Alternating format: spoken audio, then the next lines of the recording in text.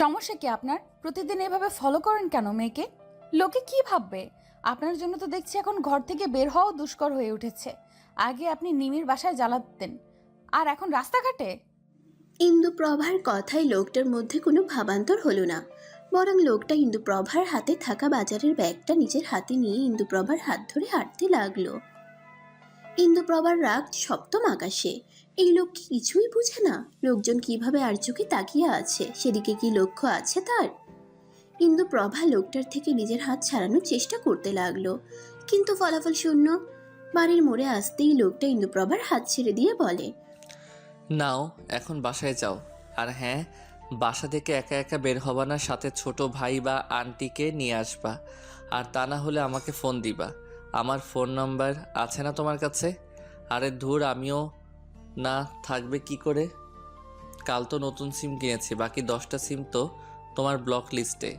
এই, তুমিও সিম চেঞ্জ করেছো তাই না?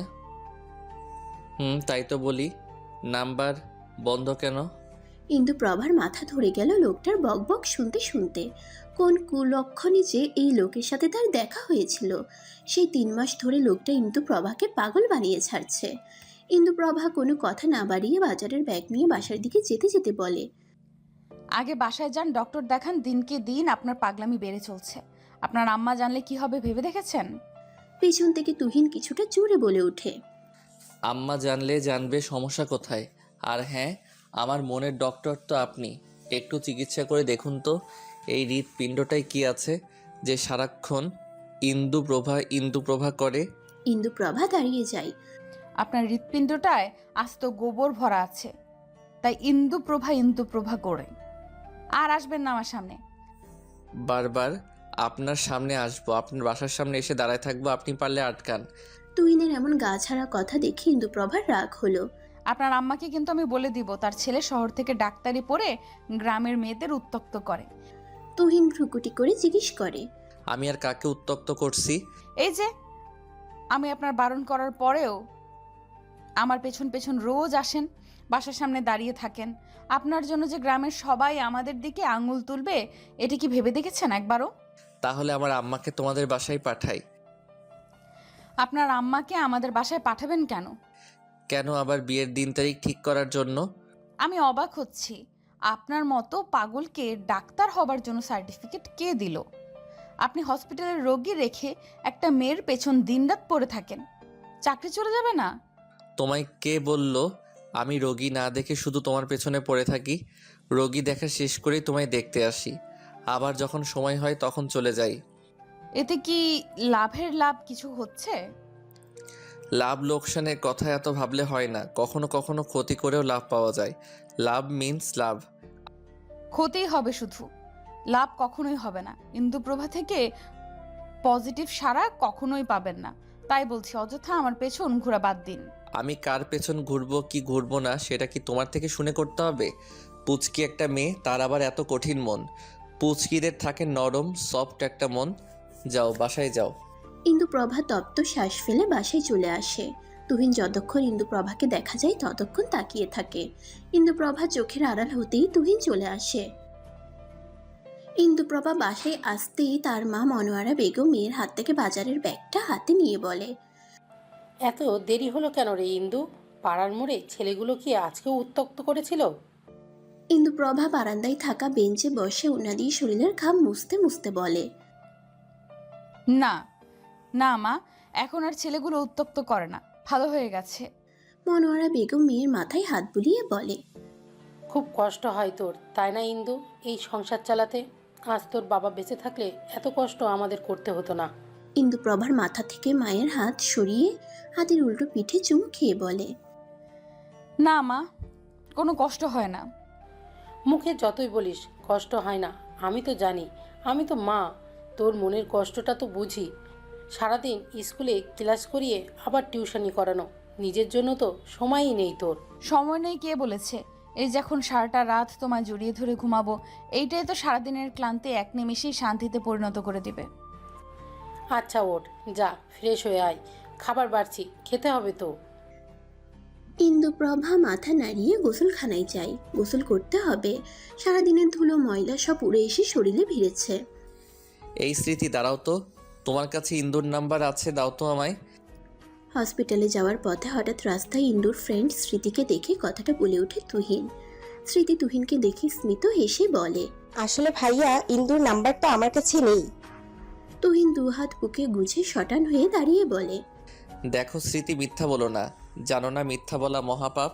তোমার মতো এত সুইট মেয়ে মিথ্যা বলবে আমি কল্পনা তো ভাবতে পারিনি। ছে, ভাইয়া, ইন্দু আপনাকে তার নাম্বার দিতে না করেছে। যদি জানে আমি আপনার নাম্বার দিয়েছি, তাহলে আমার সাথে ফ্রেন্ডশিপ নষ্ট করে দিবে ইন্দু।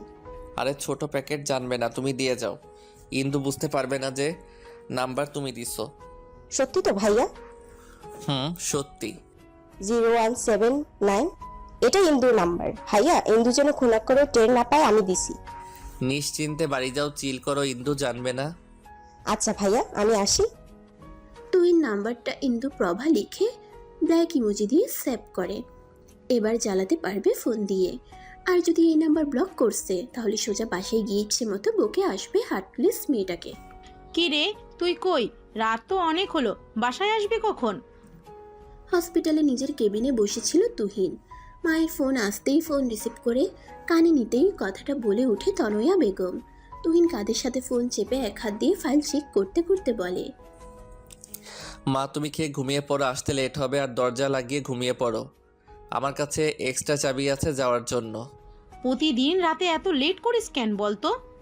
চিন্তা হয় বাপ, বিয়েটি করে নে, আর এই চিন্তা থেকে মুক্তি দে আমায়। আশ্চর্য মা, আমি এখনো ছোট, বিয়ের বয়স হয়নি, আর তুমি বিয়ের কথা বলছো? এটা কোনো কথার কথা বললা তুমি? মারবো এক চর, বিয়ের বয়স হয়নি বলে ছেলের।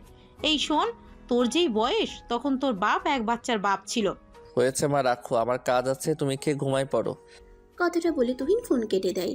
ফোনের স্ক্রিনে মায়ের নাম্বারের নিচে ইন্দুর নাম্বার দেখে কোনো কিছু না ভেবে ফোন দিয়ে ফেলে। ইন্দু প্রভা ব্যালকনির রেলিংয়ে দু হাত ভর দিয়ে রাতের আকাশে জলজল করতে থাকা তারাগুলোর দিকে তাকিয়ে আছে। জীবনের হিসাব মিলছে না তার। জীবন তাকে কোথায় থেকে কোথায় নিয়ে আসলো 2 বছরের মাথায়। যেই মেয়ে কষ্ট কি সেই জিনিসটাই বুঝতো না, আর সেই মেয়ে আজ পুরো সংসারের বোঝা মাথায় নিয়ে চলে। যে মেয়ে কখনো বাবা মাকে ছেড়ে বাড়ির বাহিরে বের হয়নি, সেই মেয়ে সারাদিন বাহিরে কাজের সন্ধানে এদিক ওদিক ছোটাছুটি করছে। আজ খুব বাবার কথা মনে পড়ছে। বাবা নামক ছায়াটা মাথার উপর না থাকলে বোঝা যায় জীবন কত কঠিন। বাবার মুখটা বড্ড ভেসে আসছে চোখের সামনে। এই তো সেদিন বুকে জড়িয়ে ধরে মাথায় চুমু খেয়ে বলল, 2 দিন পরই ফিরে আসবো মা, তখন তোমায় বইমেলায় নিয়ে যাব। 2 দিন চলে গেল, বাবাও ফিরে আসলো, কিন্তু জীবিত নয়, মৃত। রানী অ্যাক্সিডেন্ট কেড়ে নিল একটা সুখী পরিবারের সব সুখ এক মুহূর্তে। কথাটা মনে পড়তেই শরীর কেঁপে উঠল ইন্দুর। গলা ধরে আসলো, চোখ বেয়ে গড়িয়ে পড়লো কয়েক ফোঁটা অশ্রু। রাত অনেক হয়েছে, কাল যেতে হবে স্কুলে। কথাটা চট করে মাথায় আসতেই রুমের দিকে পা বাড়াতেই হাতে থাকা ফোনটা বেজে উঠে ইন্দুর। ফোনের স্ক্রিনে অচেনা নম্বর দেখে আর রিসিভ করলো না। পরপর 2 বার ফোন আসায় ফোনটা রিসিভ করে কানে নিতেই ওপাশ থেকে গম্ভীর কণ্ঠ ভেসে আসলো, ঘুমাওনি নিশ্চিত? তাহলে ফোন ধরতে এত দেরি হলো কেন? ইন্দু প্রভা কানের থেকে ফোনটা সামনে এনে নাম্বারটা ভালো করে দেখে। লোকটা তার নাম্বার কোথায় পেল আবার? আপনি আমার নাম্বার কোথায় পাইছেন? প্রশ্নকারী যখন প্রশ্ন করে তখন উত্তর দিতে হয়, পাল্টা প্রশ্ন করতে হয় না। টিচার হয়েও এই কথাটা জানো না? না, জানি না। নাম্বার কই পাইছেন? আপনার জ্বালায় অতিষ্ঠ আমি, বুঝতে পারেন না? আর কখনো ফোন দিবেন না বলে রাখলাম। এভাবে কথা বলো কেন? একটু সফটলি কথা বলো, আবেগ দিয়ে। আমার মনে এত আবেগ নাই, বুঝছেন? ফার্দার আর কল দিবেন না। অবশ্যই কল দিব। এবার যদি নাম্বার ব্লক করছো তো দেখো কি করি। কি করবেন? বেশি কিছু না, তোমার বাসায় গিয়ে তোমার ফোনটা হাতে নিয়ে ব্লকটা ছুটাই আসবো, আর তোমার আম্মুকে জিজ্ঞেস করব তোমার কথা এত তিতে কেন, ছোটবেলায় মুখে মধু কেন দেয়নি। পাগল আপনি? আপনার মতো পাগলের সাথে কথা বললে আমিও পাগল হয়ে যাব। রাখেন ফোন। তুহিন ফোনটা কানে নিয়ে কেবিনের জানালার পাশে দাঁড়িয়ে আকাশে থাকা চাঁদটার দিকে তাকিয়ে থমথমে গলায় বলে, পাগল?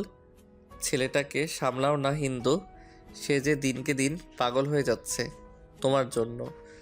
চোখে কি দেখো না তোমার জন্য আমার মনে সঞ্চিত হওয়া ভালোবাসা? এত অবুঝ কেন তুমি? একটু বুঝো আমায়। দেখুন তুহিন, আপনি শুধু শুধু সময় নষ্ট করছেন। আমি আপনাকে ভালোবাসতে পারবো না, কতবার বলেছি, বোঝেন না কেন?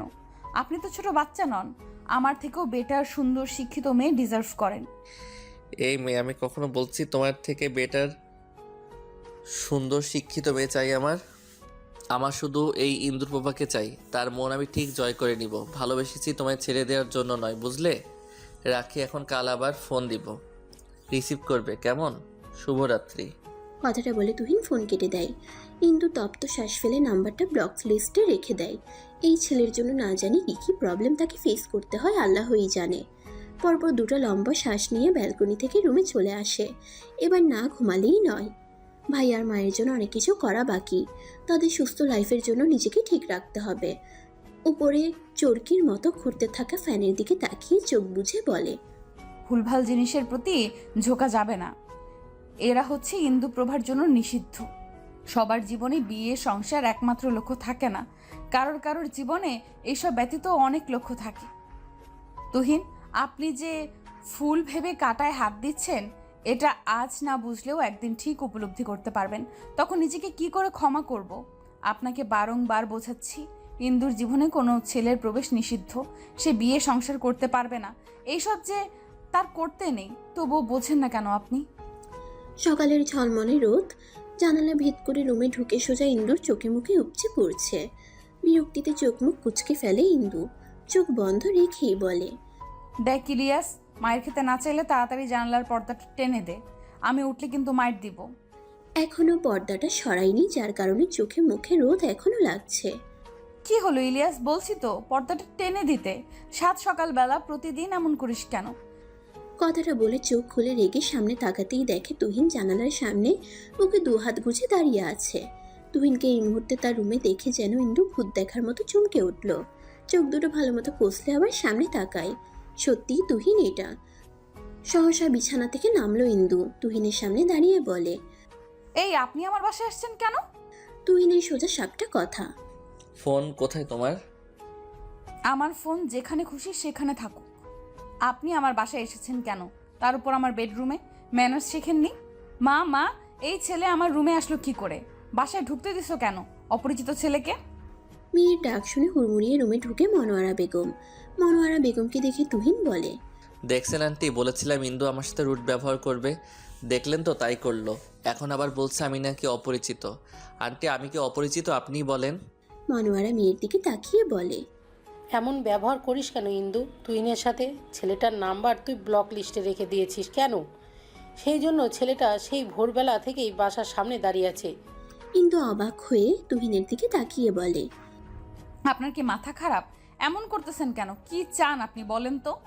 আপাতত চাইছি তুমি আমার নাম্বারটা ব্লক লিস্ট থেকে আনব্লক করো। আর আন্টির সামনে কথা দাও, আমার নাম্বার আর জীবনেও ব্লক করবা না। আন্টি জানেন আপনার মেয়ের জন্য আমাকে কতগুলো সিম কিনতে হয়েছে? 10-10টা। আমার কার্ড দিয়ে সিম আর তোলা যাবে না, সেজন্য মায়ের কার্ড দিয়ে তুলছি। এখন যদি এগুলো ব্লক করে তাহলে আমি সিম কোথায় পাবো? তখন কিন্তু আন্টি আমি আপনার কাছে আসবো বলে রাখলাম। এই, আপনি থামবেন? ইন্দু, নাম্বারটা আনব্লক কর।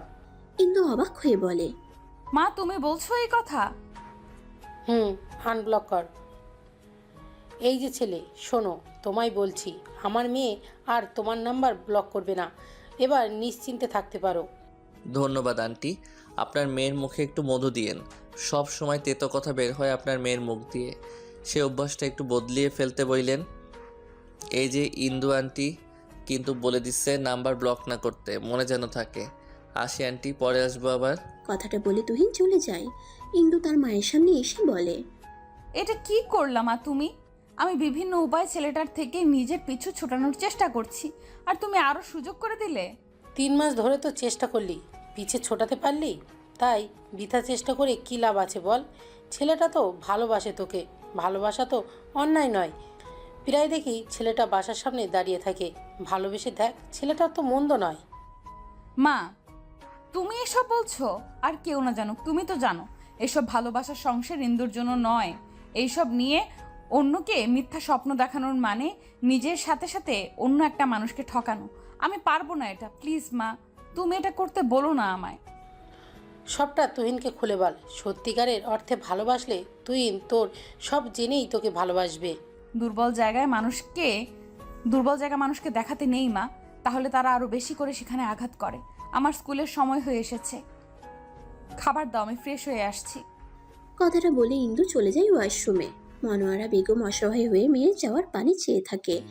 মেয়ে তার বাস্তবতা দেখতে দেখতে এখন সবকিছুতেই বাস্তবতা খুঁজে।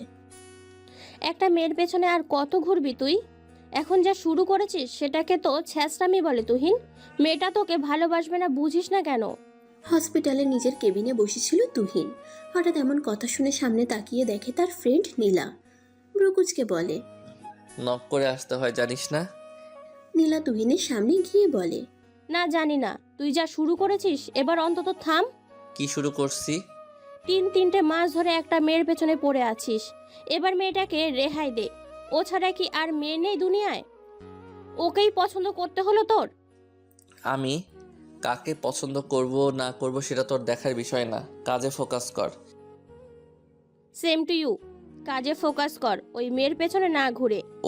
ওই মেয়ে কি ওর নাম আছে? নাম ধরে ডাকতে না পারলে ওই মেয়ে ও বলবি না। মাথাটা একদম খেয়ে ফেলেছে ওই মেয়ে, ওই ইন্দুপোভা, তাই না? এর জন্য ওই ফ্রেন্ডদেরকেও সময় দিতে পারিস না। সকাল সন্ধ্যা তোর জন্য আমরা ওয়েট করেছিলাম। রেস্টুরেন্টে তুই না এসে কি করলি? ইন্দুর কাছে চলে গেলি। বাহ! আমি আগেই বলেছিলাম যেতে পারবো না। কেন যাবি না? ওর মধ্যে কি এমন আছে যা আমার মধ্যে নেই? নই শব্দে হাসলো তুহিন। এই তো লাইনে এসেছিস। ইন্দুর সাথে কখনো নিজেকে কম্পেয়ার করিস না। ইন্দুকে কারোর সাথে কম্পেয়ার করা যায় না। সে আমার, ইন্দু একান্তই আমার।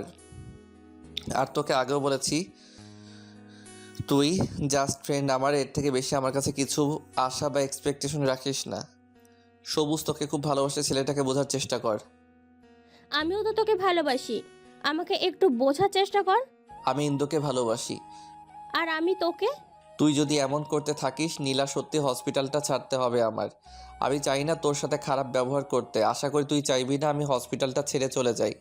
কথাটা বলে তুহিন কেবিন থেকে বেরিয়ে যায়। একটা অপারেশন আছে, অপারেশনটা তার হাতেই হবে, সেজন্য প্রিপেয়ার্ড হতে হবে। নীলা তুহিনের যাওয়ার পানে তাকিয়ে থাকে। অজান্তেই দুফোঁটা অশ্রু গড়িয়ে পড়ল গাল বেয়ে। আমরা এমন মানুষকে ভালোবেসে ফেলি যার মনে অন্যের বসবাস থাকে। ভালোবাসার এত কষ্ট কেন? এত পীড়া দেয় কেন? সহ্য হয় না। আজ স্কুল অন্যান্য দিনের চাইতে তাড়াতাড়ি ছুটি দেওয়া হয়েছে। কাল এক্সাম সিট ফেলবাবে, সেজন্য ইন্দু স্কুল থেকে বেরিয়ে সোজা নিমির বাসায় চলে যায়। নিমি এবার ক্লাস 5-এ পড়ে। নিমিদের বাসায় গিয়ে কলিং বেল বাজাতেই নিমির মা দরজা খুলে দেয়। ইন্দু সৌজন্যের একটা হাসি দিয়ে বলে, নিমি কোথায়?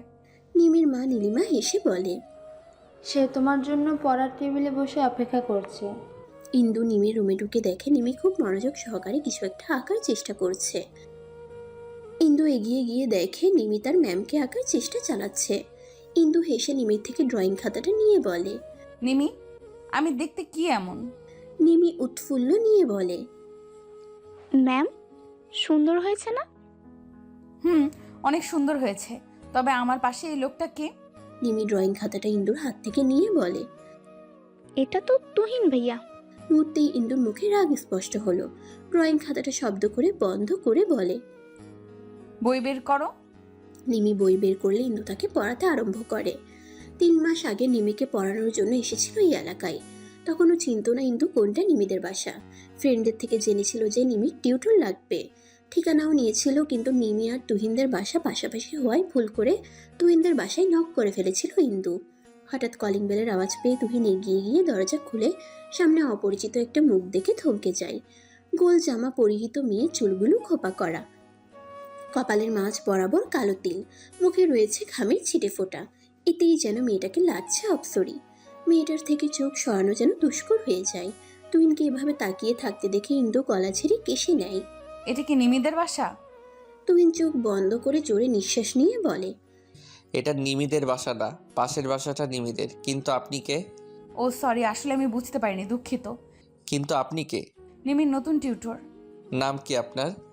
জি। কানে কম শোনেন নাকি? বলেছি আপনার নাম কি? সেটা আপনাকে কেন বলবো? আচ্ছা, না বললেন জেনে নিব। পড়ালেখা করেন কোন ক্লাসে? ইন্দুর রাগ উঠে গেল। লোকটা এত কথা জিজ্ঞেস কেন করছে? ইন্দু প্রশ্নের কোনো উত্তর না দিয়ে সোজা নিমিদের বাসায় চলে আসে।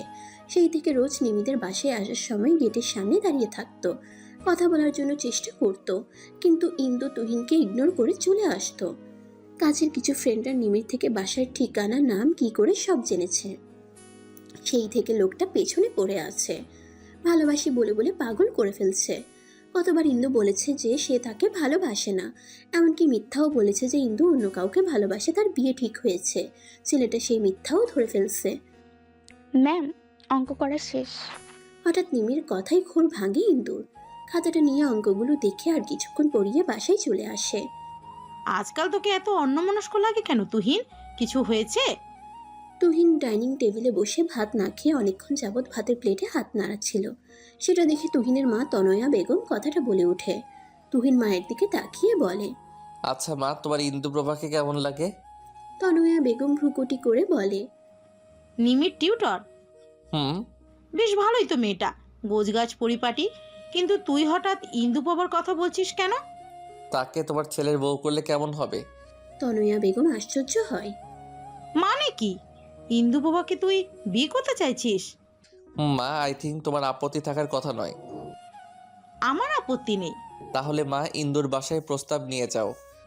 সে না হয় যাব, কিন্তু কোনো কিন্তু নয় মা, দেখতেছো তো আমি ঠিক মতো খাওয়া দাওয়া করি না, অন্যমনস্ক হয়ে থাকি, তুমিই তো বললা। দেখো, চোখের নিচে মেয়েদের মতো ডার্ক সার্কেল হয়ে গেছে। তুমি তো সেদিন বললা বিয়ে দিবা, তাহলে?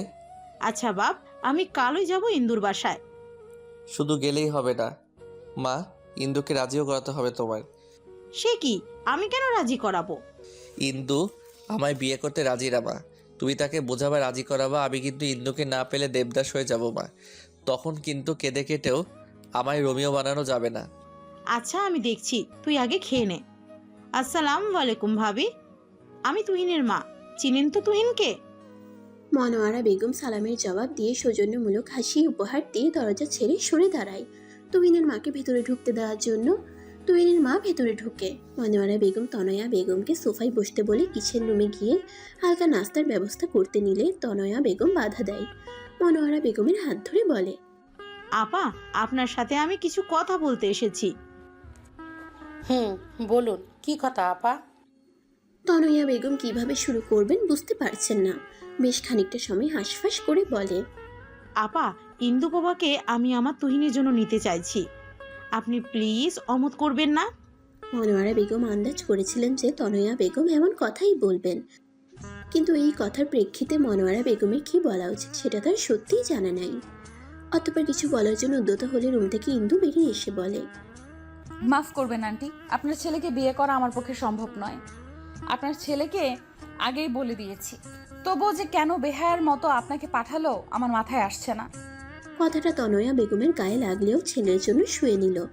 মুখে হাসির আভা ফুটিয়ে বলে, আমার ছেলেকে বিয়ে করতে তোমার অসুবিধা কোথায় ইন্দু? একটা ছেলেকে বিয়ে করতে হলে যা যা গুণ থাকা লাগে সে সবই তো আমার ছেলের আছে। ইন্দু তনয়া বেগমের দিকে তাকিয়ে গম্ভীর কণ্ঠে বলে, আপনার ছেলেকে আমার পছন্দ না আন্টি, আপনি প্লিজ এটা নিয়ে আর বাড়াবাড়ি করবেন না। আপনার ছেলেকে আমি বিয়ে করব না। আই হোপ আপনি আপনার ছেলেকে বোঝাবেন আমাকে যেন আর বিরক্ত না করে, কারণ ব্যবহারেই বংশের পরিচয় আন্টি। আশা করি বুঝতে পারছেন কি মিন করছি। তনয়া বেগম তবদা খেয়ে যায়। আমার ছেলেকে কেন পছন্দ না তার একটা রিজন দাও ইন্দু। যদি যুক্তিসঙ্গত হয় তাহলে আমি তোমায় কথা দিচ্ছি আর কখনো আমার ছেলে তোমার সম্মুখে আসবে না। ইন্দু ভড়কে যায়। কি রিজন দিবে? তুহিন যথেষ্ট ভালো ছেলে, তাকে অপছন্দ করার রিজন নাই বলতে গেলে। ইন্দুকে চুপ থাকতে দেখে তনয়া বেগম ফের বলে ওঠে, কি হলো, চুপ হয়ে গেলে যে? রিজন দাও। ইন্দু তার মায়ের দিকে একবার তাকিয়ে ফের তনয়া বেগমের দিকে তাকিয়ে বলে, আন্টি রিজন নেই আমার কাছে, এটা সত্যি, কিন্তু ফোর্স করে তো আর সংসার বিয়ে হয় না। আমি মন থেকে আপনার ছেলেকে বিয়ে করতে চাইছি না। আপনি তো চাইবেন না আপনার ছেলের বৈবাহিক জীবনে অসুখী থাকুক। আপনি অন্য কোনো মেয়ে দেখুন আপনার ছেলের জন্য। আমি পারবো না আপনার ছেলেকে বিয়ে করতে। কথাটা বলে ইন্দু নিজের ঘরে চলে আসে। তনয়া বেগম মনোয়ারা বেগমের দিকে তাকাতেই মনোয়ারা বেগম বলে ওঠে, আপা, তুহিনকে আমার মেয়ের জামা হিসেবে ভালোই লাগে, কিন্তু ভালো শুধু আমার লাগলে তো চলবে না, সংসার তো করবে আমার মেয়ে। সে যদি এখন বিয়ে করতে না চায় তাহলে আমি তো জোর করতে পারি না। আপনার কথায় সহমত পোষণ করছি আমি আপা, কিন্তু আমার ছেলেটা তার বাবা মারা যাওয়ার এতগুলো বছর পর মুখ ফুটে এই প্রথম কিছু চেয়েছে আমার কাছে। আমি আশ্বস্তও করেছি ইন্দুকে রাজি করাবো, কিন্তু আপনার মেয়ে তো রাজি হচ্ছে না। আপা সময় দিন আরও দুজনকে, আমি চেষ্টা করব ইন্দুকে রাজি করানোর। আপা, একটু দেখবেন এই ব্যাপারটা। আজ আসি। কথাটা বলে তনয়া বেগম উঠে চলে যায়। মনোয়ারা বেগম ইন্দুর ঘরে গিয়ে দেখে ইন্দু ব্যালকনিতে বসে আছে। মনোয়ারা বেগম এগিয়ে গিয়ে ইন্দুর কাঁধে হাত রাখতেই ইন্দু তড়িঘড়ি করে বাঁ হাত দিয়ে চোখের কোণে লেগে থাকা অশ্রু মুছে ফেলে। মনোয়ারা বেগম ইন্দুকে নিজের দিকে ঘুরিয়ে বলে, আর কত অশ্রু লোকানোর চেষ্টা করবি? ভালোবেসে ফেলেছিস ছেলেটাকে, স্বীকার করে নিচ্ছিস না কেন? ইন্দু মনোয়ারা বেগমের থেকে নিজেকে ছাড়াতে ছাড়াতে বলে, আমি কেন অশ্রু লুকানোর চেষ্টা করব? আর ওই ছেলেকে আমি ভালোবাসি। নাইস জোকস মা। মনোয়ারা বেগম স্মিত হাসে, মেয়ের মুখের দিকে তাকিয়ে বলে, মাকে মিথ্যা বলাও শিখে গেছিস? আমি তোর মা হই, তুই না। জন্ম আমি তোকে দিয়েছি, তুই না। কোনটা সত্যি বলছিস আর কোনটা মিথ্যে সেটা আমি খুব ভালো করেই টের পাই। ভালোবাসা অপরাধ না ইন্দু, ছেলেটা তোকে ভালোবেসে বিধায় তার মায়েরকে আজ বিয়ের প্রস্তাব দিয়ে পাঠিয়েছে। ইন্দু তাচ্ছিল্যের সুরে বলে, সত্যিটা জানলে মা কখনো আর তার মাকে পাঠাতো না। ভালোবাসা তখন জানলা দিয়ে পালাতো। সবাই এক নাই ইন্দু, তুহিনকে বলে দেখ বিষয়টা। ইন্দু কাটকাট গলায় বলে, কোনো দরকার নেই মা। তাহলে কি এভাবেই চলতে থাকবে জীবন? যেভাবে চলছে চলুক না মা। যখন জীবনের মোড় আসবে তখন আপনা আপনি জীবন থেমে যাবে। মনোয়ারা বেগম ইন্দুর দুগাল ধরে বলে, এভাবে জীবন চলে না মা। মেয়ে হয়ে জন্মিয়েছ, বিয়ে করতেই হবে, আজ না হোক কাল। ইন্দু তার গাল ধরে রাখা মায়ের হাত দুটোর উপর হাত দিয়ে ছলছল চোখে বলে, যে মেয়ে না তার আবার কিসের সংসার, কিসের বিয়ে মা? ভুলে গেছো আমি কি? আমি একটা... পুরো কথাটা আর শেষ করতে দেয় না মনোয়ারা বেগম। মেয়েকে বুকে চেপে ধরে। ইন্দু মায়ের বুকে ঠাই পেয়ে ফুপিয়ে কেঁদে ওঠে। মেয়েকে কি বলে সান্ত্বনা দিবে তার জানা নেই। একটা মূলকে আঁকড়ে ধরে আছে। মেয়ের মাথায় হাত বুলিয়ে বলে, তুই ওটা নোস ইন্দু, কতবার বলবো? তোর সব কিছুই তো আর সব মেয়েদের মতো, তাহলে কেন বারবার নিজেকে এটা বলিস? ইন্দু মায়ের বুক থেকে মাথা সরিয়ে স্মিত হেসে বলে, আমাকে সান্ত্বনা দিচ্ছ মা? সংসার করো আর সান্ত্বনা নিতে ইচ্ছে করে না? বিশ্বাস করো আর সান্ত্বনা নিতে ইচ্ছা করে না? আমি যদি সত্যি মেনে নিতে পারি, তুমি কেন মেনে নিচ্ছ না? আমার যেসব কন্ডিশন তাতে ওটার সাথে তুলনা করা, আর আমি জেনে শুনে একটা ছেলেকে ঠকাতে পারবো না মা। কথাটা বলে ইন্দু আকাশের পানে চায়। পাশের রুম থেকে হঠাৎ ইলিয়াসের ডাক আসতেই মনোয়ারা বেগম শাড়ির আঁচল দিয়ে চোখের পানি মুছে মেয়ের পানে চেয়ে চলে যায়। ইন্দু ব্যালকনির রেলিং ধরে নিচে বসে পড়ে। দম বন্ধ হয়ে আসছে তার। আর 5টা মেয়ের মতো স্বাভাবিক জীবন দিলে কি এমন ক্ষতি হতো স্রষ্টার? যতই নিজেকে শক্ত করে করতে চাই ততবারই তুহিন নামক ঝড় এসে তাকে নড়বড়ে করে দিয়ে যায়। লোকটার ভালোবাসা স্বীকার করার ক্ষমতা তার নেই। আর লোকটাকে সত্যি বলে দিলে লোকটা নিশ্চয়ই ঘৃণা করবে। আর সবার মতো কথাগুলো ভেবে ইন্দু নীরবে অশ্রু বিসর্জন দেয়। না জানি আর কত কি সহ্য করতে হবে। মা, ইন্দুকে নিশ্চয়ই রাজি করিয়ে ফেলছো তাই না? তুহিন পরনের এপ্রনটা খুলে মায়ের পাশে সোফায় বসতে বসতে উৎফুল্ল নিয়ে কথাটা বলে। তনোয়ারা বেগম সোফা থেকে উঠতে উঠতে বলে, রাজি হয়নি ইন্দুপবা, সে বিয়ে করবে না তোকে। মুহূর্তেই চোখ মুখে আধার নেমে আসে তুহিনের। মেয়েটা এমন কেন? মুখে তবুও হাসি এনে তুহিন বলে, আমি বলেছিলাম না মা, ইন্দু রাজি হবে না, রাজি করাতে হবে। তনয়া বেগম ঘুরে ছেলের পানি চেয়ে নির্বিকারে বলে, জোর করে রাজি করানো যায় না তুহিন। ইন্দু ডিরেক্টলি বলে দিচ্ছে যে তোকে ভালোবাসে না, আর বিয়ে তো দূরে থাক। কিন্তু মা, আমি তো ইন্দুকে ভালোবাসি। আমার ভালোবাসার কি মূল্য নেই? তনয়া বেগম ছেলের কাঁধে হাত রেখে বলে, একতরফা ভালোবাসার মূল্য নেই তুহিন। তুই ভালোবাসলেও ইন্দু ভালোবাসে না। ভালোবাসা না থাকলে তো আর সংসার হয় না। তুহিন সোফা থেকে উঠতে উঠতে কাটকাট গলায় বলে, দেখো মা, আমি ঠিক ইন্দুর মন জয় করে নিব, তাকে ঠিক রাজি করাবো আমায় ভালোবাসার জন্য। একদিন সে নিজের মুখে বলবে সে আমায় ভালোবাসে, দেখে নিও। আর কোনো মেয়ে নেই পৃথিবীতে? ইন্দুকে কেন ভালোবাসতে হলো? ভালোবাসা কি আর বলে কয়ে আসে মা? আমার শুধু ইন্দুকে চাই, অন্য কাউকে না। কথাটা বলে তুহিন চলে যায় নিজের রুমে। তনয়া বেগম ছেলের যাওয়ার পানে চেয়ে তপ্ত শ্বাস ফেলে। এই মেয়ে, আমার মায়ের কাছে এটা বলেছো কেন যে তুমি আমায় বিয়ে করতে পারবে না? ইন্দু স্কুলে যাচ্ছিল হেঁটে। হঠাৎ এমন কথা কর্ণকুহর হতে থেমে যায়। পেছনে ঘুরে তুহিনের দিকে চেয়ে বলে, যা সত্যি সেটাই বলছি। আপনাকে কেন আমি বিয়ে করতে যাব? I don't like you. Tuhin দুহাত কোমরে দিয়ে ভ্রুকুটি করে বলে। আই ডোন্ট লাইক ইউ কথাটাকে কি অন্যভাবে বলা যায় না? ডোন্টটা বাদ দিও তো বলতে পারতা যে আই লাইক ইউ। ইন্দু আর কথা বাড়ালো না, সামনে ঘুরে হাঁটতে লাগলো। তুহিন ইন্দুর পেছন পেছন হাঁটতে লাগলো। ইন্দু বুঝেও কিছু বলল না, চুপচাপ চলতে লাগলো। স্কুলের সামনে আসতেই ইন্দু পেছন ঘুরে বলে, এবার চলে যান, আমি স্কুলের সামনে এসে গেছি। এবার চলে যান, আমি স্কুলের সামনে এসে গেছি। আম্মাকে আবার পাঠাবো? এবার আর না করো না প্লিজ ইন্দু। কথাটা কানে আসতেই ঝড়ের বেগে তুহিনের থেকে নিজের হাতটা সরিয়ে নিল ইন্দু। মুহূর্তেই মুখের ভঙ্গিমা চেঞ্জ হয়ে গেল। তুহিনের দিকে তাকিয়ে ঝাঁঝালো কণ্ঠে বলে উঠল, আপনি কি বেহায়া? সামান্য লজ্জা নেই আপনার? গন্ডারের চামড়া নাকি আপনার শরীরে? আপনার মাকে কাল আমি বলে দিয়েছি না আপনাকে বিয়ে করতে পারবো না, তবুও বেহায়ার মতো পেছন ঘোরেন। বাসা থেকে কি এটাই শিখিয়ে দিয়েছে আপনার মা? বেহায়া ছ্যাঁচড়া ছেলে একটা। মিনিমাম লজ্জা থাকলে আমার সামনে আর আসবেন না প্লিজ, এই রিকোয়েস্টটা অন্তত রাখবেন। কথাটা বলে ইন্দু স্কুলের ভেতরে ঢুকে যায়। তুহিন অবাক হয়ে ইন্দুর যাওয়ার পানে তাকিয়ে থাকে। কোথায় যেন পড়েছিল তুহিন, যা তোমার তা তোমারই থাকবে দিন শেষে, আর যা তোমার না সেটা শিকলে বেঁধে রাখলেও দিন শেষে তা তোমার হবে না। কথাটা তাহলে হুবহু মিলে যাচ্ছে। ইন্দু কি তাহলে দিন শেষে আমার হবে না? কথাটা মনে আসতেই বুকটা বিষাদে ভরে গেল তুহিনের। ইন্দুকে ছাড়া বেঁচে থাকা ইম্পসিবল। মানুষ যদি ভালোবাসা দিয়ে পাথরে ফুল ফোটাতে পারে, তাহলে আমিও আমার ভালোবাসা দিয়ে ঠিকই তোমার মন জয় করতে পারবো ইন্দু। ভালোবেসেছি, তোমায় নিজের করেই ছাড়বো। কথাটা বলে হসপিটালে চলে যায় তুহিন। হসপিটালে এসে নিজের কেবিনে যেতেই দেখে তার ফ্রেন্ড সাগর বসে আছে। নিজের কেবিনে সাগরকে দেখে ভ্রুকুটি করে ফেলে তুহিন। চেয়ারে বসতে বসতে বলে, কি ব্যাপার আমার কেবিনে তুই? সাগর হাত ঘড়িটার দিকে তাকিয়ে বলে। কয়টা বাজে দেখো তো? তুহিন হাত ঘড়িটাই টাইম দেখে বলে, 10টা বাজে। ডিউটি কয়টায় অন হোক? 1 ঘন্টা লেট হয়েছে। স্যার আজ রেগে গেছে। এভাবে তুই যদি প্রতিদিন লেট করিস তাহলে স্যার তোকে ডাক্তারি ছেড়ে দিতে বলেছে। সুমন স্যার বলেছে এটা? হুম। ওকে দেন আমি রিজাইন লেটার পাঠিয়ে দিব। সাগর অবাক হয়ে বলে, সিরিয়াসলি তুই জবটা ছেড়ে দিবি? তুহিন চেয়ারে গায়ে দিয়ে দিয়ে চোখ বন্ধ করে বলে। ছেড়ে দিব। সাগর চেয়ার ছেড়ে উঠে বলে, মাথা খারাপ তোর? এমন জব কেউ ছেড়ে দেওয়ার চিন্তা মাথায় আনে কি করে? ইন্দু মেয়েটা যে ওর মাথা চিবিয়ে চিবিয়ে খেয়ে ফেলেছে তার সুখ থাকতে ভূতে কেলাচ্ছে।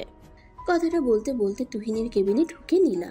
তুহিন চোখ বন্ধ রেখেই মুচকে এসে বলে, মেয়েটা যদি মুখ ফুটে বলতো চাকরি কেন, তোমার জানটা আমায় দিয়ে দাও, আমি হাসতে হাসতে আমার জানটা তাকে দিয়ে দিতাম। কিন্তু আফসোস মেয়েটা তেমন কিছুই আমায় বলেনি। চাকরি আমি আমার নিজের ইচ্ছাই ছাড়ছি, আর স্যার নিজেও তো বলেছে ছেড়ে দেওয়ার জন্য। সাগর টেবিলের উপরে এক হাত ভরে দিয়ে বলে, স্যার এমনি এমনি বলেনি তুহিন, তোর অনিয়ম স্যারের চোখে পড়েছে বারংবার। একটা মেয়ের পেছনে পড়ে কি থেকে কি হয়ে গেছিস একবার নিজেকে আয়নায় দাঁড় করিয়ে ভাবতো। ভালোবাসা অন্যায় নয়, কিন্তু একপক্ষিক ভালোবাসা মারাত্মক ক্ষতি করে। এই যেমন তুই একপক্ষিক ভালোবেসে যাচ্ছিস ইন্দুকে, মেয়েটা তো তোকে ভালোবাসে না, তাহলে কেন মেয়েটার পেছনে পড়ে নিজের ফিউচার নষ্ট করছিস? আন্টির কথা ভাব, আন্টি তোকে এত টাকা পয়সা খরচ করে ডাক্তারি পড়িয়েছে কি এই দিন দেখার জন্য? তুহিন বসা থেকে উঠে দাঁড়ায়, নিজেকে দেখিয়ে বলে, আচ্ছা দেখো তো আমি কি দেখতে শুনতে খারাপ, চেহারা বাজে? এটা কেমন কথা বলছিস তুই? আমাদের ফ্রেন্ড সার্কেলের মধ্যে সবচেয়ে সুদর্শন পুরুষ তুই। তাহলে ইন্দু কেন ভালোবাসে না আমায়? নীলা অন্য মনস্ক হয়ে বলে, ইন্দু মেয়েটা যে ওর মাথা চিবিয়ে চিবিয়ে খেয়ে ফেলেছে তাই সুখে থাকতে ভূতে কিলাচ্ছে। তোর চেহারার ব্যক্তিত্ব সব সৌন্দর্য, কিন্তু যারা ভালোবাসা পাওয়ার জন্য মানুষের কাছে ছ্যাঁচড়া বেহায়া হয়ে যায় তাদেরকে মূলত বেহায়া হওয়ার কারণেই ভালোবাসে না মানুষ। উদার হওয়া নিশ্চয়ই দিতে হবে না। কথাটা বলে নীলা বেরিয়ে যায় কেবিন থেকে। সাগর তুহিনের কাঁধে হাত রেখে বলে, একটা ভুল ডিসিশনের ওপর কিন্তু তোর পুরো লাইফ নির্ভর করছে। ভেবেচিন্তে ডিসিশন নিস। ভেবেচিন্তে ডিসিশন নিস। কথাটা বলে সাগরও চলে যায়। তুহিন তপ্ত শ্বাস ফেলে। কেউ কারো পরিস্থিতি বুঝতে পারে না যতক্ষণ না সেই ব্যক্তি অপর ব্যক্তির মতো সেম পরিস্থিতিতে পড়ে। বিকেলের দিকে আকাশটা কালো মেঘে ঢেকে আছে। চারিদিক দিয়ে বইছে বাতাস। বাতাসের সাথে যুক্ত হয়েছে রাস্তার ধুলোবালি। এই বাতাসগুলো সংকেত দিচ্ছে গর্জে বৃষ্টি বা ঝড় আসবে। ইন্দু স্কুল থেকে বেরিয়ে তাড়াতাড়ি বাসার উদ্দেশ্যে হাঁটা ধরে। বৃষ্টি নামার আগেই বাসায় যেতে হবে। আজ আর নিমিকে পড়াতে যাবে না। বাসার কাছে আস্তে আস্তেই গর্জে বৃষ্টি নামা ধরল। ইন্দু আর না হেঁটে রাস্তার পাশে দোকানের সামনে গিয়ে আশ্রয় নিল। বেশ খানিকটা সময় দাঁড়িয়ে থাকার পরও বৃষ্টি থামার নাম গন্ধ নেই। বৃষ্টির ফোঁটাগুলো বাতাসের কারণে ইন্দুর শরীরকে ভিজিয়ে দিচ্ছে। এভাবে দাঁড়িয়ে থাকলে বাসায় আর সন্ধ্যার আগে ফিরতে পারবে না। ইন্দু বৃষ্টি মাথায় নিয়েই হাঁটা ধরল। কয়েক কদম যেতেই হঠাৎ নিজের উপর বৃষ্টির ফোঁটা পড়তে না দেখে উপরে তাকিয়ে দেখে তার মাথার উপর ছাতা। পাশে ঘুরতেই দেখে তুহিন ইন্দুর মাথায় ছাতা নিয়ে দাঁড়িয়ে আছে আর সে বৃষ্টিতে ভিজছে। ইন্দু ছাতার নিচ থেকে সরে যেতে চাইলে তুহিন বলে, সরে যেও না, বৃষ্টিতে ভিজলে জ্বর আসবে। ইন্দু বিরক্তি নিয়ে বলে, আপনি আবার আসছেন কেন? আপনি যে ভিজছেন, আপনার জ্বর আসবে না? ছাতাটা আপনার, আপনি কেন ভিজছেন? আমার বাসা কাছেই, চলে যেতে পারবো আমি। তুহিন কথা না বাড়িয়ে ছাতাটা ইন্দুর হাতে ধরিয়ে দিয়ে বলে, চুপচাপ বাসায় যাও। আন্টি হয়তো চিন্তা করছে আর আমাকে নিয়ে তোমার টেনশন করতে হবে না, কিন্তু তোমাকে নিয়ে আমার টেনশন করতে হবে। কথাটা বলে তুহিন পেছন ঘুরে বাসার দিকে চলে যায়। ইন্দু তুহিনের যাওয়ার পানে তাকিয়ে বলে, আমায় কেন ভালোবাসতে গেলেন তুহিন? আমার সত্যিটা জানলে মানতে পারবেন তো? তখন কষ্ট ঘৃণা লাগবে না? আকাশটা আজ মেঘলা। কালো মেঘগুলো উড়ে চলেছে আকাশ জুড়ে। দুদিন আগেও তো আকাশ ঠিক ছিল, সব স্বাভাবিক ছিল। আজ হঠাৎ কেন যে সকালটা এভাবে শুরু হলো কে জানে। ইন্দু রেডি হয়ে নিল। ডাইনিং টেবিলে গিয়ে খাবারটা চটপট খেয়ে কাঁধে ব্যাগটা নিয়ে বেরিয়ে পড়ল। হেঁটে যেতে বেশি সময় লাগে না স্কুলে, তাই ইন্দু হেঁটে যাচ্ছে। হাঁটার মাঝে বারবার মনে হচ্ছে এই বুঝি কোথাও থেকে হুট করে তুহিন এসে ইন্দুর পাশে পায়ে পা মিলিয়ে হাঁটবে। বারংবার আশেপাশে তাকালো, ফলাফল শূন্য। তুহিনের ছিটে ফোঁটাও নেই। নিজের কার্যকর্ম দেখে নিজেই বিরক্ত ইন্দু প্রভা। লোকটাকে মিস করতে শুরু করলো নাকি ইন্দু? হাতে থাকা ফোনটাই একবার সময় দেখে তাড়াতাড়ি হাঁটা ধরলো। স্কুলে এসে নিজের ক্লাসে চলে গেল ক্লাস নিতে। ক্লাসে মন বসছে না ইন্দুর, কিছু একটা শূন্যতা অনুভব করছে। কালো আকাশটার মতো তার মনটাও কেমন যেন হয়ে যাচ্ছে। ক্লাস থেকে বেরিয়ে করিডোরে এসে দেওয়াল ঘেঁষে দাঁড়ালো। 3 তলার উপর থেকে নিচের দিকে তাকিয়ে কিছু দেখতে লাগলো। এর মধ্যে কখন যে পাশে তার কলিগ সিয়াম এসে দাঁড়িয়েছে ইন্দু বুঝতে পারেনি। হঠাৎ কাশির আওয়াজ ইন্দুর ধ্যান ভাগে। পাশে তাকিয়ে সিয়ামকে দেখে ভরকে যায়। ইন্দুকে ভরকে যেতে দেখে সিয়াম বলে, রিল্যাক্স ইন্দু, তুমি এখানে অন্যমনস্ক হয়ে দাঁড়িয়েছিলে, তাই আসলাম। অন্য কিছু নিয়ে কি চিন্তিত তুমি? ইন্দু মুচকি এসে বলল, না না, তেমন কিছু না, আসলে মাথাটা ধরেছে অনেক, তাই আর কি। সিয়াম কিছুক্ষণ চুপ রইল, কিছু একটা ভেবে বলল, একটা কাজ করা যায় ইন্দু, পাশেই একটা ক্যাফে আছে, ওখানে দারুণ কফি পাওয়া যায়, তোমার মাথা ব্যথা গায়েব হয়ে যাবে। সিয়ামের কথাটা মন্দ লাগলো না ইন্দুর কাছে। এখন একটা কফিরই ভীষণ দরকার। ইন্দু ক্লাস থেকে নিজের ব্যাগটা নিয়ে ক্যাফের উদ্দেশ্যে হাঁটা ধরলে পেছন থেকে সিয়াম ডেকে ওঠে। ইন্দু পেছন ঘুরে জিজ্ঞাসু দৃষ্টিতে তাকালে সিয়াম গালভরা হাসি উপহার দিয়ে বলে, তোমাকে এটার সন্ধান দিলাম আমি, আর আমাকে না নিয়েই চলে যাচ্ছ? ইন্দু স্মিত হেসে বলে, সরি, আসলে ভুলে গেছি আপনাকে ডাকতে। সেটাই দেখলাম, তাই নিজেই পিছু ডেকে চলে আসলাম। তাহলে যাওয়া যাক ক্যাফেতে। ইন্দু মাথা নাড়িয়ে হাঁটা ধরলো। বুকের মাঝে কেমন যেন চিনচিন ব্যথা অনুভব হচ্ছে। কাজে মন বসলো না। এখন অর্ধেক রাস্তায় এসে আর ক্যাফেতে যেতে ইচ্ছে করছে না। কাউকে ভীষণ মিস করছে, কিন্তু কাকে? আনমনে হাঁটতে হাঁটতে ক্যাফে অবধি চলে আসলো। ক্যাফের সবার লাস্টে থাকা একটা ফাঁকা বেঞ্চে গিয়ে বসে পড়লো সিয়াম আর ইন্দু। সিয়াম ওয়েটারকে ডেকে 2টো কফি অর্ডার দিয়ে বকবক করতে লাগলো। ইন্দুর বিরক্ত লাগছে, তবুও ভদ্রতার খাতিরে চুপ রইল। ওয়েটার কফি দিয়ে গেলে ইন্দু সেটা মুখে নিয়ে সামনে তাকাতেই তুহিনকে দেখতে পেয়ে মুখে এক চিলতে হাসি ফুটে ওঠে, কিন্তু পরক্ষণেই হাসিটা মিলে যায়। ঘন অন্ধকার হয়ে যায় মুখখানা। তুহিনের পাশে অতি সুন্দরী একটা রমণী বসে আছে। তুহিন মুখ নাড়িয়ে কিছু বলছে আর মেয়েটা এক ধ্যানে তাকিয়ে আছে তুহিনের দিকে। ইন্দুর এটা সহ্য হলো না। মেয়েটার উপর না চাইতেও রাগ হলো। কফি আর খাওয়া হলো না ইন্দুর। সিয়ামকে রেখেই হনহন করে বেরিয়ে গেল ক্যাফে থেকে। তুহিন এতটাই মগ্ন ছিল রিপোর্টটার দিকে যে এখানে যে কেউ একজন তাকে জেলাস হয়ে রেগে তারই পাশ কাটিয়ে চলে গেছে সে বুঝতেও পারল না। রিপোর্ট থেকে মুখ সরিয়ে সামনে থাকা লামিয়া নামের মেয়েটার দিকে তাকিয়ে বলে, চিন্তা করবেন না, রিপোর্টটা আমি ভালো মতোই দেখেছি। আপনার বাবার তেমন সমস্যা নেই, আপনি অযথা টেনশন করছেন। লামিয়া নামের মেয়েটা তুহিনের থেকে রিপোর্টটা নিয়ে সৌজন্যমূলক হাসি উপহার দিয়ে টুকটাক কথা বলে চলে যায়। তুহিন তপ্ত শ্বাস ফেলে। একটা সপ্তাহ ধরে তার উপর দিয়ে কাজের প্রেশার যাচ্ছে অনেক। তার উপর এই মেয়ে বারবার ফোন দিয়ে বাবাকে অযৌক্তিক টেনশন সময় বের করে এসে বুঝিয়ে বলতে হলো শুধু শুধু টেনশন করছো। ইন্দুকে দেখা হয় না 7টা দিন ধরে। মেয়েটা নিশ্চয়ই খুশি হচ্ছে। এদিকে তুহিন যে ইন্দুকে দেখতে না পেয়ে দহনে পড়ছে সেটা যদি মেয়েটা একটু জানতো। ইন্দু আর স্কুলে গেল না। বাসা যাবার পথে একটা খোলা প্রান্ত মাঠ পড়ে। সে উদ্যান মাঠে গিয়ে একটা গাছের তলায় বসলো। ফোন বের করে সময় দেখে নিল। স্মৃতিকে বলেছিল এখানটায় আসতে, মেয়েটা আসছে না দেখে বিরক্ত লাগছে। মিনিট 10 বসে অপেক্ষা করলো। এর মধ্যে স্মৃতিও চলে আসলো। স্মৃতি ইন্দুর পাশে বসে বলে, কি ব্যাপার ম্যাডামের আজ আমার কথা মনে পড়লো যে? ইন্দু দৃষ্টি সামনে রেখেই জবাব দেয়, আচ্ছা স্মৃতি, আমরা মানুষগুলো এমন কেন? স্মৃতি জিজ্ঞাসু দৃষ্টি নিয়ে বলে, কেমন? ইন্দু এবার নড়ে চড়ে বসলো। শুকনো ঠোঁটটা জিহ্বা দিয়ে ভিজিয়ে নিল। পরপর লম্বা শ্বাস নিয়ে বলল, প্লিজ খ্যাপাস না আমায়। আচ্ছা বল। আজ তুহিন নামের ছেলেটার সাথে একটা মেয়েকে দেখে বুকের ভেতরটায় কেমন যেন ব্যথা করলো। স্মৃতি স্মিত হাসলো ইন্দুর কথা শুনে। ইন্দুর পিঠে হাত দেয়।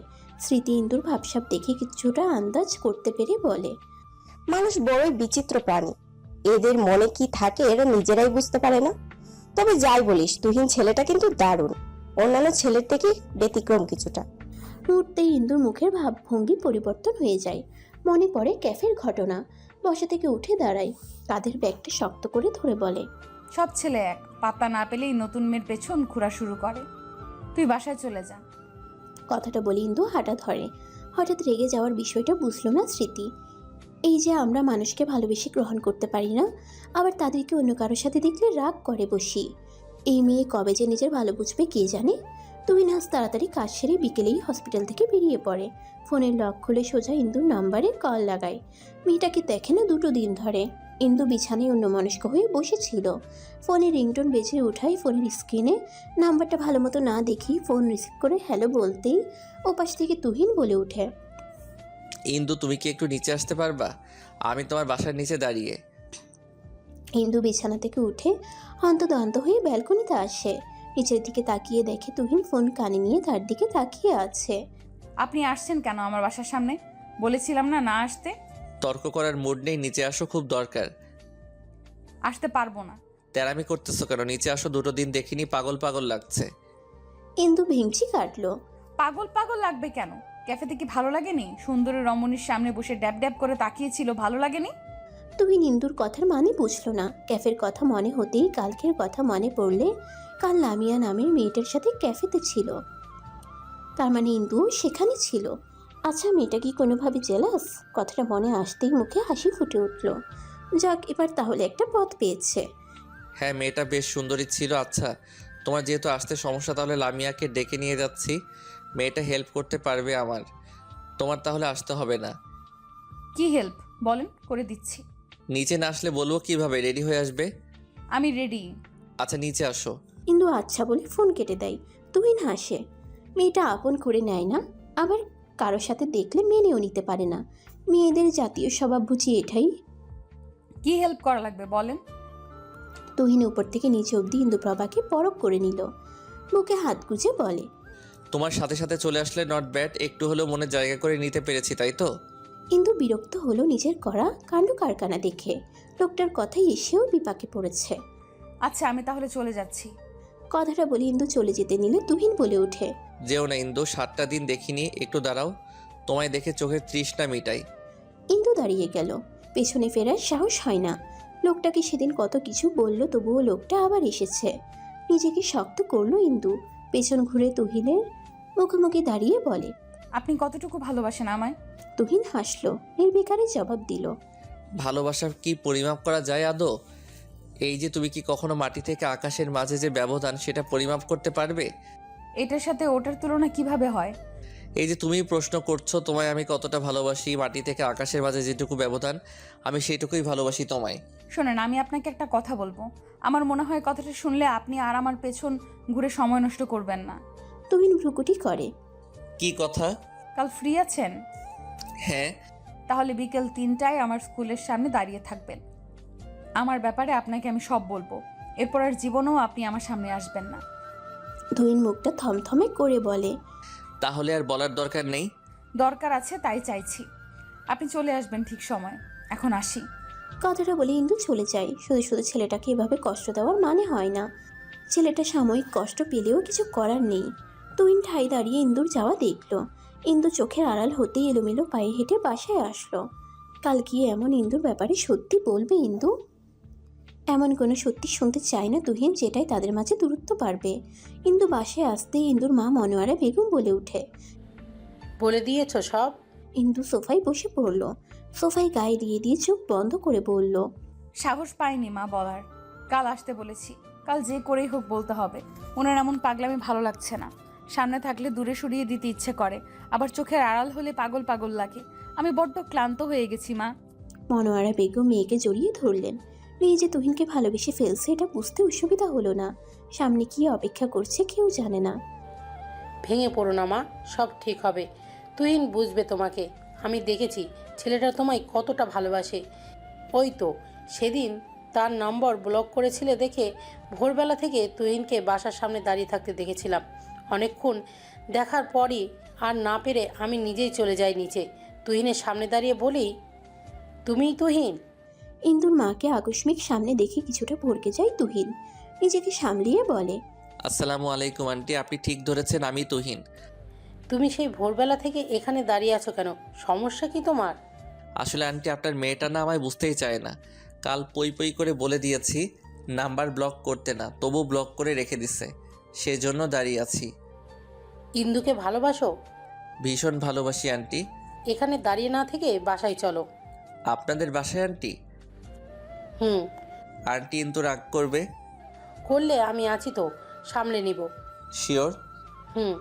ইন্দু মাথা তুলে তাকায়। মায়ের দিকে তাকিয়ে বলে, মা, তুহিন যদি আমায় ঘৃণা করে তখন কি করব আমি? ঘৃণা কেন করবে? আর ঘৃণা করলে বুঝবি তোর মা মিথ্যা ছিল। কেউ কি চাইবে মা সে বাবা মা না হয়ে সারা জীবন পড়ে থাকতে? সবার ভেতরেই বাবা মা হবার ইচ্ছে থাকে, তুহিনেরও আছে। কাল বলে দেখ সত্যিটা। আর এসব নিয়ে টেনশন করিস না। একদম যা হবে ভালোর জন্যই হবে। যা রুমে গিয়ে রেস্ট নে। ইন্দু তপ্ত শ্বাস ফেলে নিজের রুমে চলে গেল। এদিকে তুহিন এক দণ্ড স্থির হয়ে বসে থাকতে পারছে না। ইন্দু কি এমন বলতে পারে, কথাটা বারবার মাথায় ঘুরপাক খাচ্ছে। সময়টা মনে হচ্ছে যেতেই চাচ্ছে না। কোনো রকমে রাতটা পার করলো তুহিন। সকালে তড়িঘড়ি করে কিছুটা মুখে নিয়ে হসপিটালে গেল। সেখানে হাতের কাজ সেরে দুপুরেই বেরিয়ে পড়ে। ইন্দুর স্কুলের সামনে এসে দাঁড়িয়ে থাকে। প্রায় ঘন্টা দুয়েক পর স্কুলের ছুটির ঘন্টা বাজতেই যেন তুহিনের হৃৎপিণ্ডটা কেঁপে উঠল আচমকা। সামনে তাকাতেই দেখে ইন্দু আসতেছে। তুহিন এক ঢোক গিলে। ইন্দু তুহিনের সামনে এসে দাঁড়ায়। এক পলক তুহিনের দিকে তাকিয়ে চোখ নিচে নামায়। চলুন, স্কুলের পাশে যে খোলা উদ্যান আছে ওখানে। ইন্দু সামনে হাঁটে আর তুহিন ইন্দুর পেছনে। খোলা উদ্যানের সামনে এসে একটা বেঞ্চে বসে পড়ে ইন্দু। তুহিন দাঁড়িয়ে ইন্দুকে দেখে। ইন্দু কাঁধে থাকা ব্যাগটা থেকে পানির বোতল বের করে পানি খেয়ে নেয়। ইশারায় তুহিনকে পাশে বসতে বলে। তুহিন চুপচাপ ইন্দুর পাশে বসে।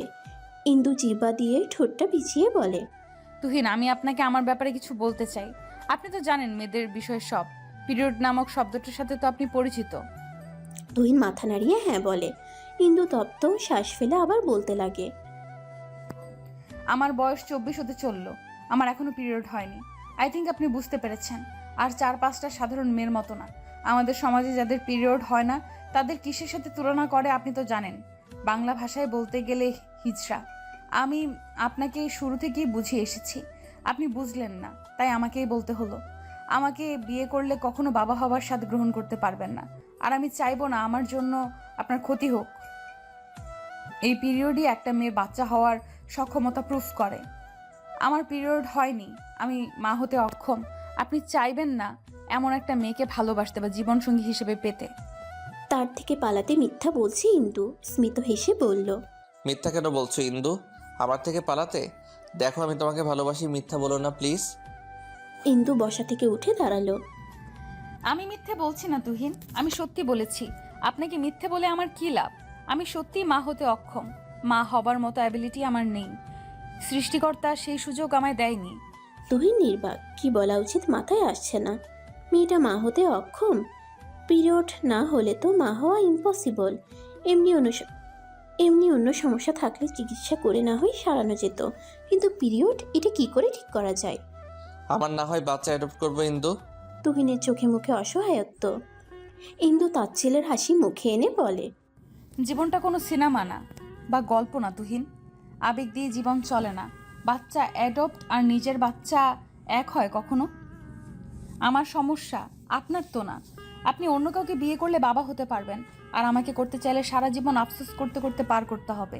লাস্টবারের মতো কিছু চাইবো, দিবে ইন্দু? ইন্দু ভ্রুকুটি করে বলল, কি? একটুখানি জড়িয়ে ধরতে চাই, প্লিজ না করো না। কথাটা বলে তুহিন ইন্দুর উত্তরের অপেক্ষা করলো না, ইন্দুকে জড়িয়ে ধরল। ইন্দু চোখ বন্ধ করে ফেলল। দুফোঁটা অশ্রু গড়িয়ে পড়ল চোখের কার্নিশ পেয়ে। মিনিট 5 পর তুহিন ইন্দুকে ছেড়ে দিল। ইন্দুর চোখে মুখে আশ্রে পড়া চুলগুলো আলতো হাতে কানের পেছনে গুজে দিয়ে কপালে উষ্ঠ ছুঁয়ে দিয়ে বলে, সাবধানে বাসায় যাবে, ভালো থেকো। কথাটা বলে তুহিন চলে যায়। তুহিনের যাওয়ার পানে ইন্দু তাকিয়ে থাকে। নিজের ভাগ্য নিয়ে আজ নিজেরই উপহাস করতে ইচ্ছে করছে। খুব কান্না করতে ইচ্ছে করছে ইন্দুর। চিৎকার করে কান্না করলে হয়তো মনের ভেতরে থাকা কষ্টগুলো একটু বেরিয়ে আসতো, আর 5টা মেয়ের মতো স্বাভাবিক হলেও তো পারতো।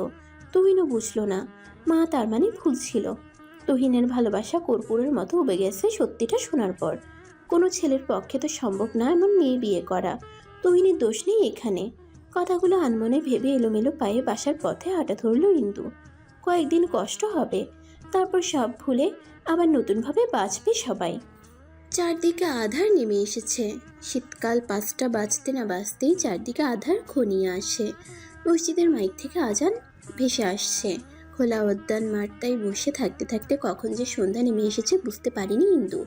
কাঁধের ব্যাগটা ভালো করে কাঁধে নিয়ে বাড়ির মুখে হাঁটা ধরলো। হাঁটতে গিয়ে বুঝলো তার পা আর চলছে না, ক্রমশ দুর্বল হয়ে পড়ছে। হাঁটার শক্তি পাচ্ছে না। কোনো রকম থেমে থেমে বাসা অবধি চলে হেঁটে আসলো। সদর দরজায় আসতেই দেখে মনোয়ারা বেগম ইন্দুকে দেখা মাত্রই ছুটে চলে আসে। মেয়ের বিধ্বস্ত চেহারা দেখে বুকটা মুচড়ে উঠল। তাহলে কি সে ভুল ছিল? চোখ ফুলে গেছে, দেখেই বোঝা যাচ্ছে অনেকক্ষণ কেঁদেছে মেয়েটা। মনোয়ারা বেগম জড়িয়ে ধরল মেয়েকে। বেশ কিছুক্ষণ জড়িয়ে ছেড়ে দিয়ে মেয়ের মুখ 2 হাতের মধ্যে নিয়ে বলে, এমন বিধ্বস্ত লাগছে কেন? তুহিন ফিরিয়ে দিয়েছে? ইন্দু মুখ থেকে তার মায়ের হাত সরিয়ে বলে, কোন ছেলে এমন মেয়েকে একসেপ্ট করে? কথাটা বলে মনোয়ারা বেগমকে কথা বলার সুযোগ না দিয়ে নিজের রুমে চলে যায় ইন্দু। মেয়েকে একা থাকতে দেওয়া শ্রেয় বলে আর আটকায়নি মনোয়ারা বেগম। ইন্দু রুমে এসে ব্যাগটা টেবিলে রেখে ওয়াশরুমে ঢুকে ক্ষণে ক্ষণে কান্নাগুলো উপচে বেরিয়ে আসতে চাইছে। না, এবার আর কাঁদলো না ইন্দু, যত সম্ভব নিজেকে আটকালো। ঘণ্টাখানেক পর ওয়াশরুম থেকে বের হয়ে সোজা বিছানায় গিয়ে শুয়ে পড়ল। মাথা ধরছে খুব, না ঘুমালে যন্ত্রণাগুলো তাড়া করে বেড়াবে। মনোয়ারা বেগম রাতের দিকে মেয়ের রুমে আসেন খেতে ডাকার জন্য, কিন্তু ইন্দু না করে দেয়, তার খেতে ইচ্ছে করছে না। মনোয়ারা বেগম তপ্ত শ্বাস ফেলে। মেয়েটার জীবনে সুখেরা ধরা দিবে কবে জানা নেই। তুহিনের চোখে অসীম ভালোবাসা দেখেছিল ইন্দুর জন্য, সেগুলো মিথ্যা হয়ে গেল সব তাহলে। May I come in sir? Doctor Suman নিজের কেবিনে বসেছিল। হঠাৎ তুহিনকে দেখে বলে, হ্যাঁ আসো ভেতর। তুহিন ভেতরে আসলো। সুমন চোখের ইশারায় বসতে বলল, স্যার একটা জরুরি কথা বলার ছিল। হ্যাঁ বলো তুহিন। আচ্ছা স্যার, যাদের শারীরিক গঠন মেয়েদের মতো সব কিছু সেম মেয়ে, কিন্তু তার পিরিয়ড নামক জিনিসটা হয় না, এক্ষেত্রে কি কোনো সলিউশন আছে? সুমন ভ্রুকুটি করল, হাতে থাকা কলমটা ঘোরাতে ঘোরাতে বলল, ব্যাপারটা কি বলো তো? আসলে স্যার ব্যাপারটা হলো একটা মেয়ের বয়স, যার বয়স 24, কিন্তু এখনও পিরিয়ড হয়নি। কাট, সে কি ডক্টর দেখানো উচিত ছিল তো? আমার মাথা কাজ করছিল না তখন, তাই ভুলক্রমে জিজ্ঞেস করতে পারিনি। আমার মনে হয় না মেয়েটার কোনো চেষ্টায় বাকি রেখেছে। কাট, এই পিরিয়ডটা মূলত 12-13 বছর থেকে শুরু হয়। তখন যদি না হয় তখন ডক্টর দেখাতে হয়। সেখানে মেয়েটার বয়স 24 হয়ে গেছে। নিশ্চয়ই কোনো পথ নেই এখন আর। এটার কোনো চিকিৎসা নেই? আগে মেয়েটার থেকে সব বিস্তারিত জেনে আমাকে জানাও। সলিউশন থাকলে আমি অবশ্যই বলবো। এই পিরিয়ড প্রসেসটা সম্পূর্ণ আল্লাহ তাআলার দান। এমন যদি হতো যে 2-1 বার হয়েছে দেন আর হয়নি, তাহলে না হয় সলিউশন বের করা যেত। কিন্তু তার তো একবারের জন্য হয়নি। ঠিক আছে স্যার, আমি আসি তাহলে। তুহিন কেবিন থেকে বের হয়ে যেটুকু আসার আলো ছিল এখন সেটাও নিভু নিভু।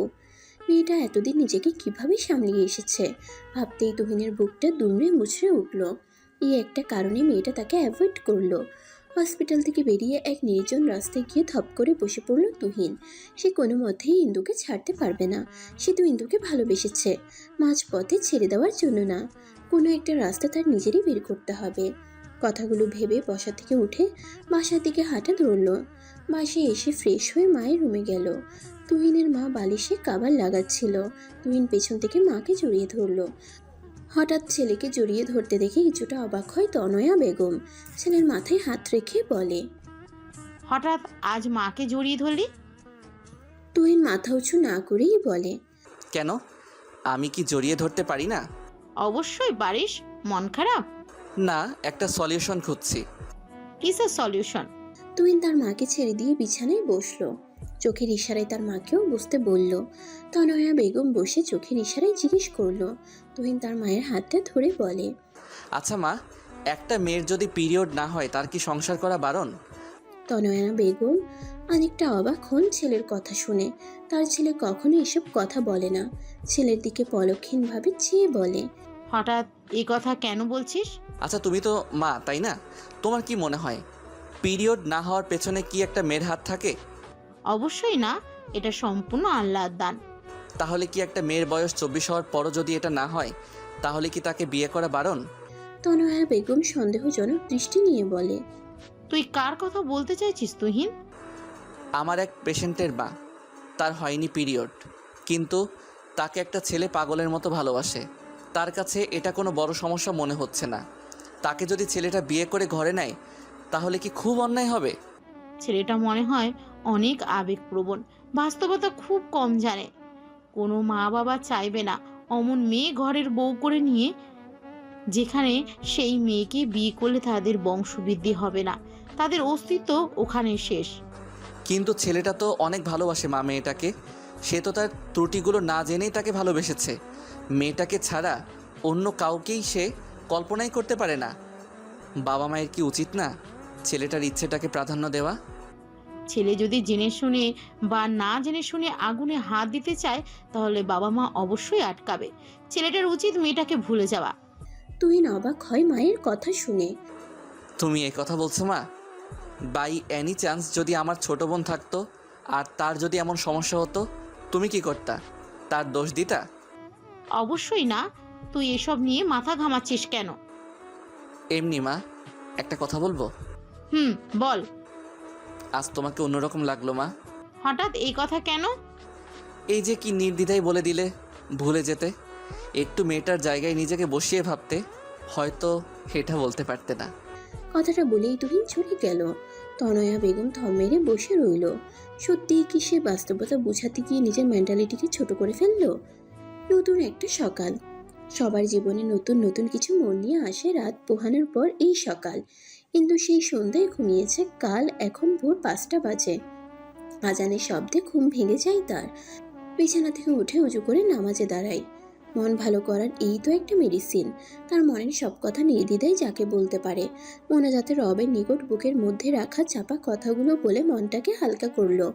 মোনাজাত শেষ করে রুম থেকে বের হতেই দেখে রান্নাঘর থেকে টুকটাক আওয়াজ ভেসে আসছে। মনোয়ারা বেগম রান্না করছেন। ইন্দু সেদিকে একবার চেয়ে গায়ে চাদরটা জড়িয়ে বাহিরে বেরিয়ে যায়। প্রায় মিনিট 20 মতো হাঁটাহাঁটি করে বাসায় ফিরে রেডি হয়ে খেয়ে দিয়ে স্বাভাবিকভাবে স্কুলে চলে যায়। মনোয়ারা বেগম অবাক হয় মেয়ের এমন স্বাভাবিক আচরণ দেখে। মেয়ে বের হলে ঘরের দরজা আটকে ইলিয়াসকে স্কুলে পৌঁছে দেওয়ার জন্য বেরিয়ে পড়ে। আসসালামু আলাইকুম আন্টি। মনোয়ারা বেগম ছেলেকে স্কুলে পৌঁছে দিয়ে বাজারের দিকটায় আসে কিছু সবজি কিনতে। হঠাৎ পরিচিত কণ্ঠ শুনে পেছন ঘুরে দেখে তুহিন। ছেলেটা তার দিকে এগিয়ে আসলো। চোখ মুখের হাল দেখে মনে হচ্ছে রাতে ঘুমায়নি।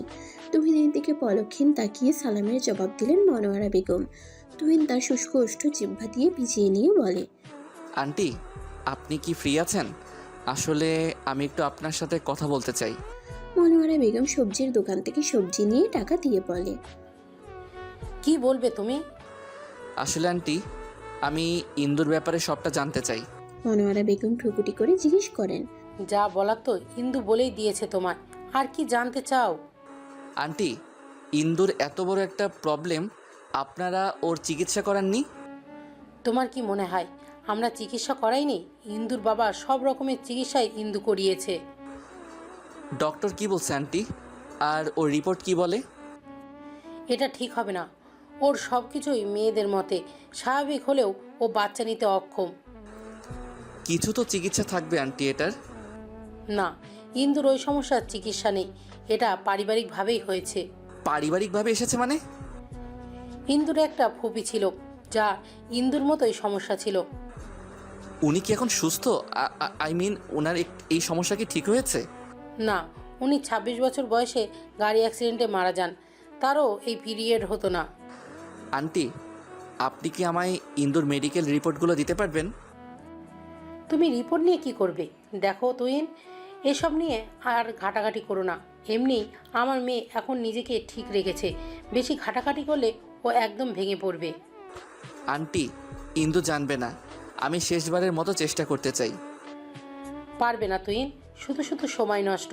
বড় বড় ডক্টর ফিরিয়ে দিয়েছে ইন্দুকে, সেখানে এখন আশার আলো দেখার মানে মরিচিকার পেছনে দৌড়ানো। কথাটা বলে মনোয়ারা বেগম চলে যায়। তুহিন তার যাওয়ার পানে তাকিয়ে বলে, এভাবে আশা হারালে চলবে না, ভেঙে পড়লেও চলবে না। কথাটা বলে হসপিটালে চলে যায়। ডক্টর সুমনের কেবিনে এসে দরজা নক করে বলে, স্যার আসবো? ডক্টর সুমন এক পেশেন্টের রিপোর্ট দেখছিল। তুহিনের আওয়াজ শুনে বলে, হ্যাঁ আসো। তুহিন ভেতরে ঢুকে বলে, স্যার, আপনাকে কাল যে বিষয় বললাম সেটা নিয়ে কথা বলতে চাই। সুমন রিপোর্ট থেকে চোখ সরিয়ে বলে, আমিও কিছু বলতে চাই। জি স্যার, বলুন। তুমি বলছিলে মেয়েটার একেবারের জন্য পিরিয়ড হয়নি, তাই তো? হ্যাঁ। তুমি হয়তো জানো যে মহিলাদের পিরিয়ডের বয়স 14 থেকে 16 বছরের মধ্যে। কিন্তু যদি দেরি হয় তাহলে সে অ্যামেনোরিয়া আক্রান্ত। উদাহরণ দিয়ে বলি, এক বা একাধিক মাসিক না হওয়াকে অ্যামেনোরিয়া বলে সংজ্ঞায়িত করা হয়। 15 বছর বয়সের মধ্যে প্রথম পিরিয়ড না পেয়ে থাকলে তবে এটি প্রাথমিক অ্যামেনোরিয়ার হিসাবে পরিচিত। অন্যদিকে আগে পিরিয়ড হয়েছে এমন কারোর দ্বারা পরপর 3 বা তার বেশি পিরিয়ড না হওয়াকে সেকেন্ডারি অ্যামেনোরিয়া বলা হয়। এটি মূলত প্রজনন বয়সে মহিলাদের ঋতুস্রাব বাদ দেওয়া। যদিও কারণগুলি ব্যক্তিবিভেদে বিভিন্ন হয়, তবে সবচেয়ে সাধারণ কারণ হলো হরমোনের ভারসাম্যহীনতা। এটি একটি চিকিৎসাযোগ্য অবস্থা এবং চিকিৎসার কারণের উপর নির্ভর করে। ঋতুস্রাবের জন্য দায়ী বা সম্পর্কিত অঙ্গ, হরমোন এবং গ্রন্থিগুলির পরিবর্তনের কারণে এটি ঘটে। অ্যামেনোরিয়ার চিকিৎসা অ্যামেনোরিয়ার ধরনের উপর নির্ভর করে, বয়সের উপর নির্ভর করে। প্রাথমিক অ্যামেনোরিয়ার চিকিৎসা সতর্কতার সাথে অপেক্ষা করা শুরু হতে পারে, বিশেষ করে যদি দেরিতে ঋতুস্রাবের পারিবারিক ইতিহাস থাকে, প্রজনন অঙ্গ বা যৌনাঙ্গের কোনো গঠনগত সমস্যা থাকলে সার্জারি করা যেতে পারে। তবে এটি স্বাভাবিক মাসিকের নিশ্চয়তা দেয় না। স্যার, পারিবারিক ইতিহাস আছে কিছুটা। যেমন? আমি যার কথা বলেছি তার ফুপুরও এমন প্রবলেম ছিল, তারও পিরিয়ড হতো না। তাহলে এটা ঠিক হওয়ার চান্স 0%। কেন স্যার? বিজ্ঞান তো অনেক দূর এগিয়ে গেছে, তাহলে এটার সলিউশন নেই কেন? বিজ্ঞানেরও কিছু নিয়মাবলী আছে। বিজ্ঞান মানে যে সেসব পারবে এটা কোনো কথা না। উপরেও একজন আছে যিনি সব পরিচালনা করে। মেয়েটা চাইলে বাচ্চা অ্যাডপ্ট করতে পারে। সার্জারি করলেও যে পিরিয়ড হবে তার নিশ্চয়তা নেই। এটার জন্য বেস্ট চিকিৎসা কেন্দ্র কোথায়?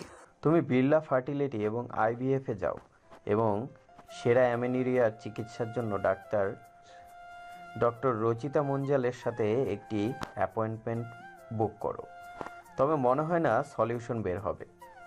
রঞ্জন এবং ডক্টর গায়াল বলেছেন যে প্রাথমিক অ্যামেনোরিয়ার প্রধান কারণগুলির মধ্যে রয়েছে পারিবারিক ইতিহাস, জেনেটিক সমস্যা এবং লাইফস্টাইল। অ্যামেনোরিয়া বা প্রাথমিক মেনোপজের পারিবারিক ইতিহাস, জেনেটিক বা ক্রোমোসোমাল ত্রুটি, এগুলো আপনার ডিম্বাশয়ের কার্যকারিতা এবং মাসিক চক্রকে প্রভাবিত করে। তবে তুমি গিয়ে দেখতে পারো। ধন্যবাদ স্যার, আসি তাহলে।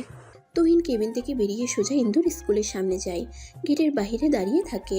ইন্দুর স্কুল ছুটি হতে এখনো 8 ঘন্টা বাকি। আচ্ছা, এই সমস্যায় যদি কোনো সলিউশন বের না হয় তখন কি হবে? তুহিন তো ইন্দুকে ছেড়ে থাকতে পারবে না। প্রায় 8 ঘন্টা পর ইন্দু স্কুল থেকে বের হয়। কোনো দিকে না তাকিয়ে সোজা বাসার দিকে হাঁটা ধরে। পেছন থেকে তুহিন ডেকে চলল ইন্দুকে, কিন্তু ইন্দু শুনল না। তুহিন দৌড়ে এসে ইন্দুর সামনে দাঁড়িয়ে বলে, সমস্যা কি তোমার? ডাকছি শুনছো না কেন?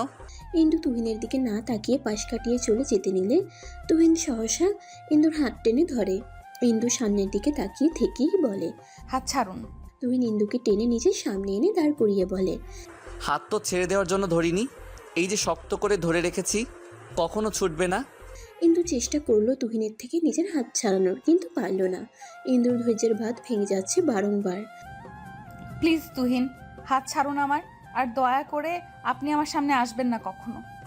হাতও ছাড়বো না, আর তোমার সামনে না এসেও থাকতে পারবো না, because I love you, I can live without you. Indu তুহিনের দিকে তাকালো। এখনো এসব বলছেন? হাত ছাড়ুন, বাসায় যাব।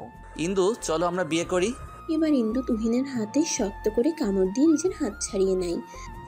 আপনার কি মজা লাগছে আমাকে কষ্ট দিয়ে তুহিন? তুহিন নিজের হাত ঝাঁকাতে ঝাঁকাতে বলে, কামড় দিলে তুমি ব্যথা পেলাম আমি, কষ্ট তোমার লাগবে কেন?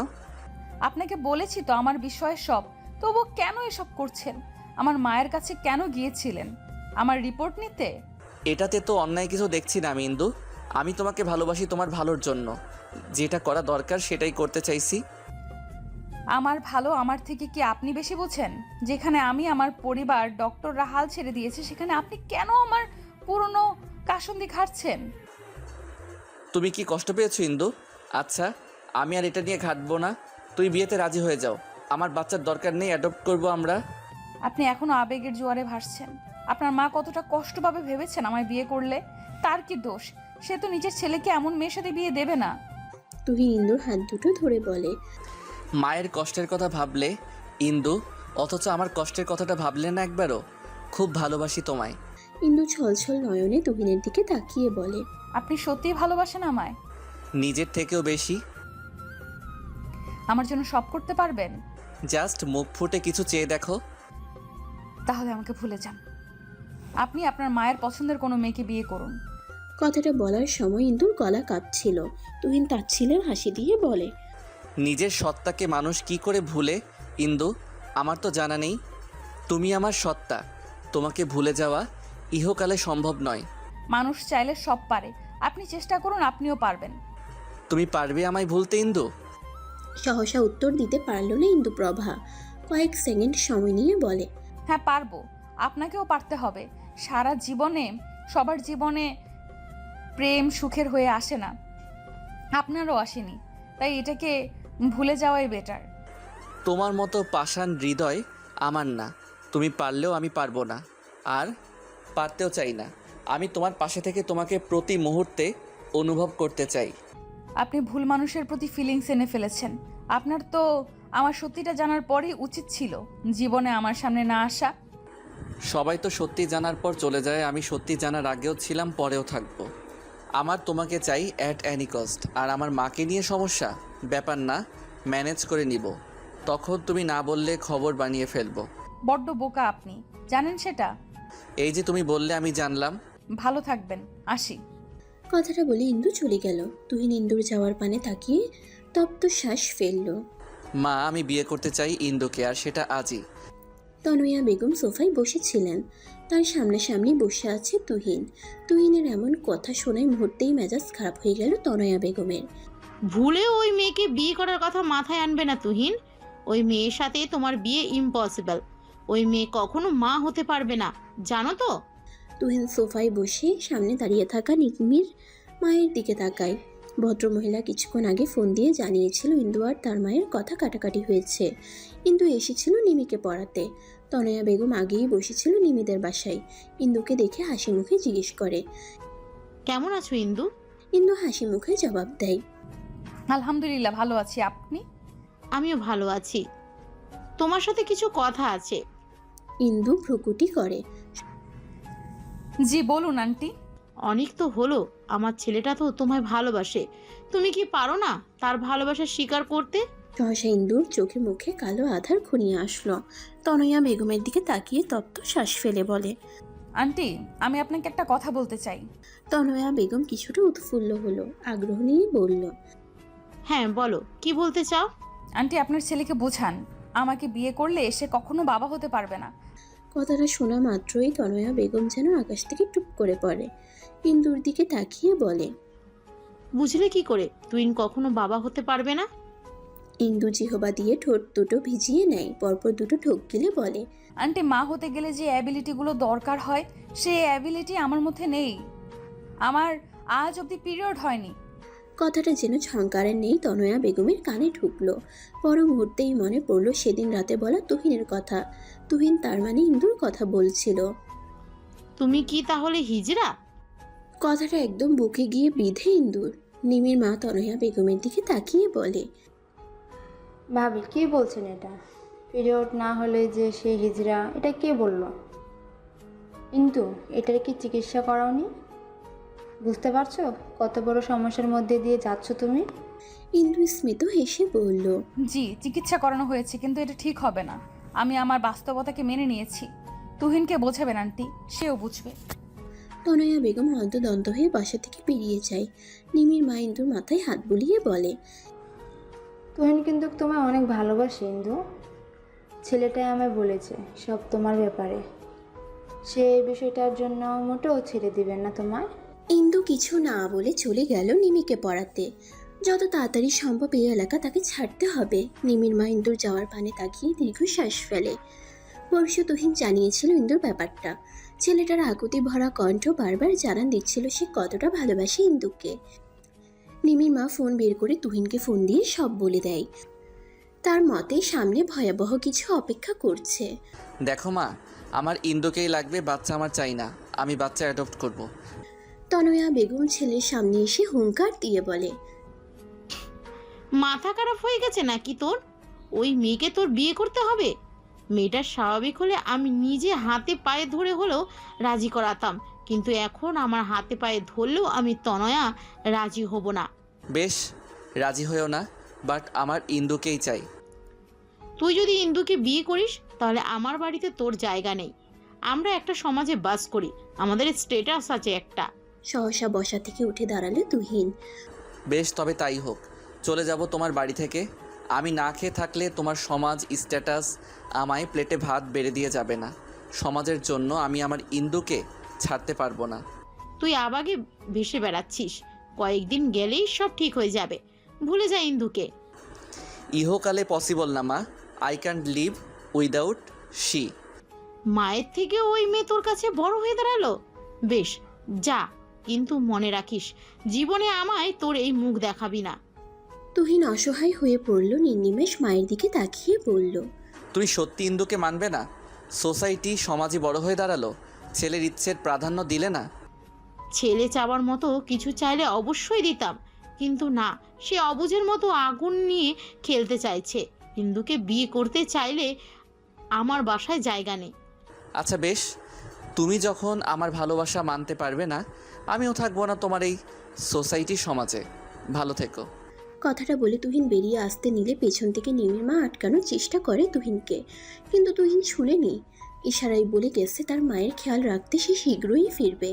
নিমির মা তনয়া বেগমের কাছে এসে বলে, ভাবি, ইন্দু তো মেয়েটা ভালো, ওর এই পরিস্থিতির জন্য তো ও দায়ী না।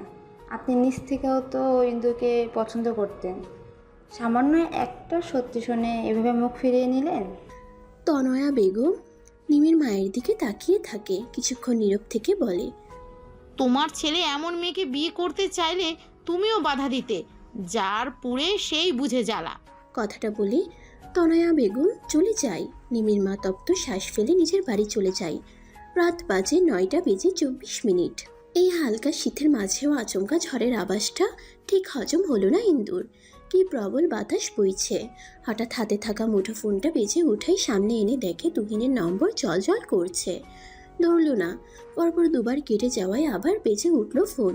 ইন্দু রিসিভ করলো ফোন। হ্যালো বলার আগেই ওপাশ থেকে তুহিন বলে উঠল, আমি সব ছেড়ে ছুড়ে চলে এসেছি। আমি বিয়ে করতে চাই তোমায়। কথাটা কর্ণকুহর হতেই বিস্মিত হয় ইন্দু।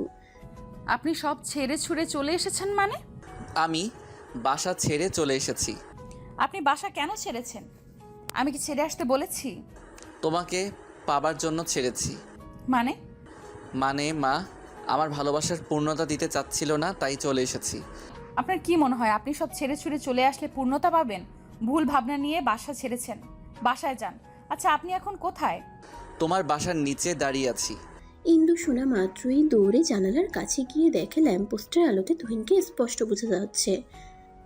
ইন্দু তুহিনের পানে এক দৃষ্টি নিয়ে তাকিয়ে বলে, বাসায় যান। দেখছেন আকাশের অবস্থা ভালো না, ঝড় আসবে। না, বাসায় ফেরা অসম্ভব। তাহলে কি সারা রাত দাঁড়িয়ে কাটাবেন? হ্যাঁ, তুমি বললে দাঁড়িয়ে থাকবো। দেখেন বাড়াবাড়ি করবেন না, বাসায় যান, রাখি। কথাটা বলে ইন্দু ফোন কেটে দিল। মনোয়ারা বেগম ইন্দুকে ডিনার করার জন্য ডাক দিল। ইন্দু তুহিনের কথা মাথা থেকে ছেড়ে ফেলে দিয়ে খাবার খেতে দিল। খাবার খেয়ে দিয়ে রুমে এসে ঘুমিয়ে পড়ে। বাহিরে ভারী বৃষ্টি হচ্ছে। কেউ একজন এক দৃষ্টিতে কারো জানালার দিকে তাকিয়ে আছে সেটা দেখলো না। হঠাৎ মাঝরাতে রুমে দরজার টোকা দেওয়ার শব্দে ঘুম ভেঙে যায় ইন্দুর। ইন্দু আড়মোড়া ভেঙে বিছানা থেকে নেমে দরজা খুলে দেখে তার মা। এত রাতে মাকে দেখে অবাক হয় ইন্দু। ইন্দু কিছু বলার আগেই মনোয়ারা বেগম ইন্দুর হাত টেনে নিয়ে জানালার পাশে দাঁড় করিয়ে বলে, ছেলেটাকে আর কত কষ্ট দিবি তুই? সেই কখন থেকে বৃষ্টিতে দাঁড়িয়ে ভিজছে। সে যদি তোমার সব মেনে নিয়ে সংসার করতে চায় তাহলে তোমার আপত্তি কোথায়? ইন্দু ভাবতে পারেনি তুহিন এই বৃষ্টিতে দাঁড়িয়ে ভিজবে। সে ভেবেছিল বৃষ্টি নামলে তুহিন চলে যাবে, কিন্তু ছেলেটা এভাবে কতক্ষণ ধরে ভিজছে, জ্বর আসবে তো। ইন্দু রুম থেকে ছাতা নিয়ে দৌড়ে বেরিয়ে গেল। তুহিনের সামনে দাঁড়িয়ে বলে, আপনি কি পাগল তুহিন? বৃষ্টিতে কেন ভিজছেন? তুহিনের সারা শরীর কাঁপছে, মুখে লেগে আছে মৃদু হাসি।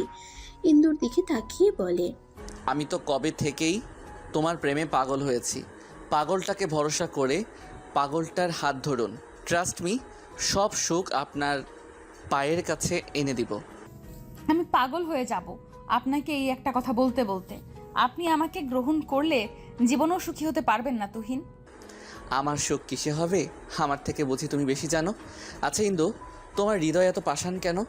একটা ছেলে তোমার ভালোবাসা পাবার জন্য মরিয়া হয়ে গেছে, আর তুমি বারংবার তাকে ফিরিয়ে দিচ্ছ। আচ্ছা, এই আমি যদি তোমার ভালোবাসা না পেয়ে পৃথিবী ত্যাগ করি, মায়া হবে না আমার জন্য? সহসা ইন্দুর বুক কেঁপে উঠল। তুহিনের দিকে তাকিয়ে বলে, আজে বাজে কথা কেন বলছেন? পৃথিবী ছেড়ে কেন যাবেন? এই যে তোমার ভালোবাসা না পাওয়ার এক মরণ ব্যাধি অসুখ নিয়ে কষ্ট পাবে তখন। কি সব কথা বলছেন? তখন থেকে চুপ করবেন? দেখছেন আপনি শীতে কিভাবে কাঁপছেন। বাসায় চলুন, জামা কাপড় বদলে নেবেন। না, যাব না বাসায়। আমার বাসায় চলুন। না, কোনো বাসায় যাব না। এভাবেই এই বৃষ্টিতে দাঁড়িয়ে থাকবো। জ্বর বেঁধে মরণ হোক ঢের ভালো এমন জীবনের থেকে। আপনি মরলে কেউ একজন কষ্ট পাবে। আন মনে কথাটা বলে ফেলে ইন্দু। তুহিন শুনে ফের বলে, কে কষ্ট পাবে আমার মৃত্যুতে? ইন্দু তুহিনের হাত ধরে। হাত গরম, লোকটার জ্বর এসেছে। ইন্দু হাত টেনে বাসার ভেতরে নিয়ে যেতে যেতে বলে, আছে একজন যার হৃদয় পুড়ে আপনার জন্য। জ্বর এসেছে শরীরে, তাই আজে বাজে কথা বলছেন। মেডিসিন খেতে হবে। তুহিন দাঁড়িয়ে যায়, ভাবান্তর হয়ে বলে, আচ্ছা, সে একজন কি ইন্দুপ্রভা? হয়তো। চলুন এবার। কথাটা বলে টেনে নিয়ে যায় ইন্দু তুহিনকে। মা, ওনার তো জ্বরে গা পুড়ে যাচ্ছে। এই মধ্যরাতে ডক্টর পাবো কোথায়? মনোয়ারা বেগম ইন্দুর দরজার কাছে দাঁড়িয়েছিল। ইন্দুর কথা কর্ণকুহর হতেই এগিয়ে এসে তুহিনের কপালে হাত রাখে। আসলে এই ছেলেটার শরীরে অনেক জ্বর। এই মধ্যরাতে ডক্টর পাওয়া সম্ভব নয়। বাইরে যে বৃষ্টি হচ্ছে, উপায় অন্তর না দেখে কিচেনে ছুটল। ছোট বাটিতে পানি আর একটা ছোট কাপড় এনে ইন্দুর সামনে ধরে বলে, আপাতত মাথায় জলপট্টি দাও, আমি কিচেনে যাচ্ছি, স্যুপ বানিয়ে আনছি, ঘরে মেডিসিন আছে, সেটা খাইয়ে দিলে কিছুটা কমে যাবে। ইন্দু মাথা নাড়িয়ে হ্যাঁ জানালে মনোয়ারা বেগম কিচেনে চলে যায়। ইন্দু কাপড়টা জলে ভিজিয়ে তুহিনের মাথায় দিতেই তুহিন কেঁপে ওঠে। রুমে এনে ইন্দু তার বাবার লুঙ্গি আর একটা টি শার্ট তুহিনকে পরতে দিয়েছিল। তখন অবশ্য হুঁশে ছিল, কিন্তু এখন জ্বর তাকে পুরোপুরি কাবু করে ফেলেছে। লোকটার এই অবস্থার জন্য অবশ্যই ইন্দু দায়ী। জলপট্টি দেওয়ার মাঝে হঠাৎ ইন্দু খেয়াল করলো তুহিন কিছু বলছে বিড়বিড় করে, ঠিক মতো শোনা যাচ্ছে না। কথাগুলো স্পষ্ট শোনার জন্য তুহিনের মুখের কাছে তার কান এগিয়ে নিল। সহসা তুহিন জড়িয়ে ধরল ইন্দুকে। এই প্রথম কোনো ছেলের সংস্পর্শে গেল ইন্দু। মনের মধ্যে ভয় কাজ করছে। তুহিন খুব শক্তপোক্তভাবেই জড়িয়ে ধরেছে, আর এমনভাবে বেকায়দায় আছে ইন্দু যে নিজের শক্তিও খাটাতে পারছে না। বারবার দরজার দিকে তাকিয়ে দেখে তার মা আসছে কিনা। তার মা তাকে এই অবস্থায় দেখলে কি ভাববে সেটা মনে হতেই এবার নিজের হাত পা ছুঁয়ে কান্না করতে ইচ্ছে করছে। ইন্দু তুহিনের গালে হাত রেখে বলে, তুহিন শুনতে পারছেন? তুহিন চোখ বন্ধ রেখেই কপাল কুঁচকে জানান দেয় সে শুনতে পারছে। ইন্দু তপ্ত শ্বাস ফেলল। তার মানে লোকটা সজ্ঞানে আছে। একটু হাতটা ঢিলে করুন, আমি উঠবো। তুহিন হাত ঢিলে করলো না, আরও চেপে ধরলো যাতে ইন্দু কোনো মতেই যেতে না পারে। আরে কি হলো? আমি হাত ঢিলে করতে বলেছি, আপনি আরো চেপে ধরলেন কেন? তুহিন এবার বিরক্ত বোধ করলো। এই ইন্দুপ্রভা এমন বিরক্ত কেন করছো? ও আমার ইন্দুপ্রভা, ওকে আমি জড়িয়ে ধরেছি, তুমি ছেড়ে দিতে বলার কে? আশ্চর্য, আপনি আমায় ধরে রেখেছেন আর আমি বলবো না? প্লিজ ছাড়েন। আপনি অসুস্থ, মা আপনার জন্য স্যুপ বানাতে গেছে, চলে আসলো বলে। এখন যদি এই অবস্থায় আমাকে দেখে কিভাবে, বুঝতে পারছেন? না ছেড়ে দিলেই ইন্দুর প্রভা হারিয়ে যাবে, জানো ইন্দু? ইন্দু না আমাকে ভালোবাসে না, আমি অনেক ভালোবাসি তাকে। তার কি উচিত নয় আমার ভালোবাসা গ্রহণ করা? তুহিনের এমন বাচ্চামো কথা শুনে নৈশব্দে হেসে দিল ইন্দু। আচ্ছা ছেড়ে দিন, ইন্দু আপনাকে ছেড়ে কোথাও যাবে না, আর সেও আপনাকে ভালোবাসে। তার উচিত আপনার ভালোবাসা গ্রহণ করা। কথাটা তুহিনের কান অবধি গেল কিনা তা জানা নেই, কিন্তু তুহিনের মুখে এক চিলতে হাসি ফুটে উঠল। সাথে সাথে হাতের বাঁধন হালকা হলো। ইন্দু হাফ ছাড়লো, আর একটু হলে হার্ট অ্যাটাক করিয়ে ছাড়তো এই ছেলে। মনোয়ারা বেগম স্যুপ এনে ইন্দুর সামনে রেখে বলে, খাইয়ে দাও, একটু আমি মেডিসিন আনছি। মাও তো শুয়ে আছে, খাওয়াবো কিভাবে? ডেকে ওঠাও। মনোয়ারা বেগম চলে যেতেই ইন্দু আবার তুহিনের গালে হাত দিয়ে বলে, তুহিন একটু কষ্ট করে উঠুন না, কিছু খেয়ে মেডিসিন খেতে হবে। তুহিনের কানে গেল না কথাটা। ইন্দু আলতো করে তুহিনের গালে থাপ্পড় দেয়।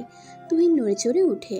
ইন্দু তুহিনের মাথার নিচ থেকে বালিশটা নিয়ে খাটের সাথে হেলান দিয়ে রেখে বলে, একটু উঠে বসুন। তুহিন পিটপিট করে চোখ মেলে তাকায়। ইন্দু স্মিত হেসে বলে, কি হলো, উঠুন, খেতে হবে তো নাকি? তুহিন পাশে তাকিয়ে দেখে সুপের বাটি। নাক মুখ কুচকে ফেলে। নাক মুখ কুচকে লাভ নেই, খেতে হবে এটা। তুহিন অন্যদিকে মুখ ঘুরিয়ে বলে, খাবো না আমি, আপনি খান। আমার আপনার মতো পচা শরীর না যে বৃষ্টিতে ভিজলাম আর জ্বর বাঁধিয়ে ফেললাম। জ্বর আপনার এসেছে, সে তো আপনারই খেতে হবে। বললাম তো খাবো না আমি। আমি আপনার না হ্যাঁ শুনতে চাইনি, আমি বলেছি খেতে হবে। উঠুন, না হলে এই গরম স্যুপ শরীরে ঢেলে দিব। হ্যাঁ পারেন তো সেটাই, কাটা গায়ে ক্ষত দিতে। কখনো তো মলম দিতে দেখলাম না। হ্যাঁ, আমি মলম দিতে জানি না। আপনি কেন ক্ষত নিয়ে আসেন? ক্ষতটা অমৃত মনে হয় তাই নিতে আসি বারংবার। তাহলে মলম পাওয়ার বৃথা আশা কেন করেন?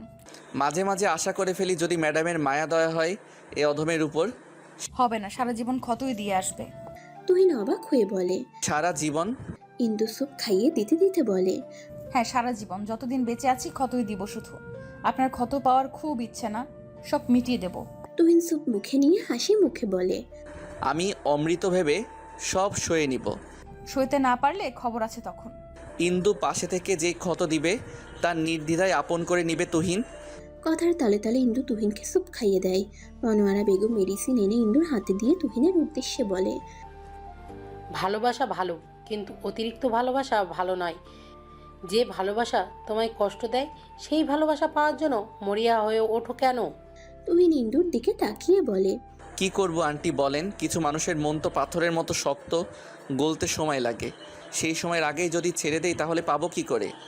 মনোয়ারা বেগম আর কিছু বলল না। চোখের ইশারে মেয়েকে নিজের রুমে যেতে বলে চলে গেল। ইন্দু মেডিসিনটা তুহিনকে খাইয়ে দিয়ে বলে, এবার ঘুমান, সকাল হতে হতে জ্বর চলে যাবে। কথাটা বলে ইন্দু কাঁথাটা তুহিনের শরীরে দিয়ে দরজা চাপিয়ে চলে যায় মায়ের রুমে। মনোয়ারা বেগম বিছানায় বসে অপেক্ষা করছিল ইন্দুর। ইন্দু আসতেই মনোয়ারা বেগম চোখের ইশারায় পাশে বসতে বলেন। ইন্দু বসে। মনোয়ারা বেগম কথাকে পেঁচিয়ে না বলে সোজা বলে উঠে, তুমি কি এখনো তুহিনকে ফিরিয়ে দেবে? দেখো ইন্দু, নিজেকে তুচ্ছ ভেবো না। তুহিন যদি তোমায় সব মেনে ভালোবাসতে পারে, তুমি কেন পারছো না? আমি মা হিসেবে সাজেশন করব, তুহিন থেকে বেটার কাউকে পাবে না লাইফে। ইন্দুর দৃষ্টি মেঝেতে, জিহ্বা দিয়ে ঠোঁট ভিজিয়ে বলে, তুমি ঠিকই বলেছো মা, তুহিনকে ছাড়া অসম্ভব। তার ভালোবাসার কাছে আমি মাথা নত। তার মতো আমিও হয়তো তাকে এত ভালোবাসিনি। মনোয়ারা বেগম ইন্দুর হাত দুটো নিজের হাতে নিয়ে বলে, তার মানে তুহিনকে ভালোবাসো? না বেশি কি উপায় আছে বলো? যেভাবে ভালোবাসি ভালোবাসি বলে মাথা খেয়ে ফেলতো, প্রতিদিন বাসায় টু স্কুল অবধি পেছন পেছন যেত, না চাইতেও বেশি ফেলেছি ভালো। ছেলেটাকে আর কষ্ট দিও না, বলে দিও নিজের মনের কথা।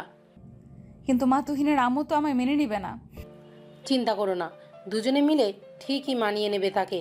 মা তো রেগে বেশি দিন থাকতে পারবে না। আন্টি যতদিন রাজি হবে না ততদিন আমি বিয়ে করব না তুহিনকে। আচ্ছা বেশ, তবে তুহিনকে কষ্ট দিও না। ছেলেটা তোমার জন্য বাড়ি ছেড়ে চলে এসেছে।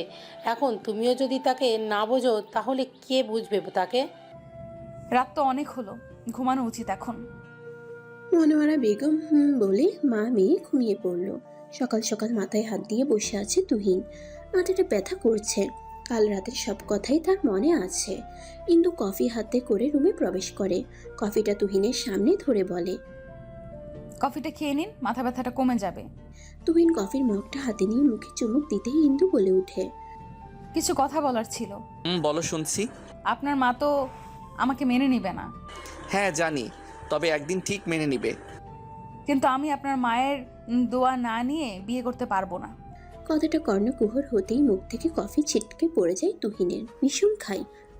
ইন্দু তুহিনের মাথায় আস্তে করে থাপ্পড় দিয়ে বলে, আস্তে খাবেন তো?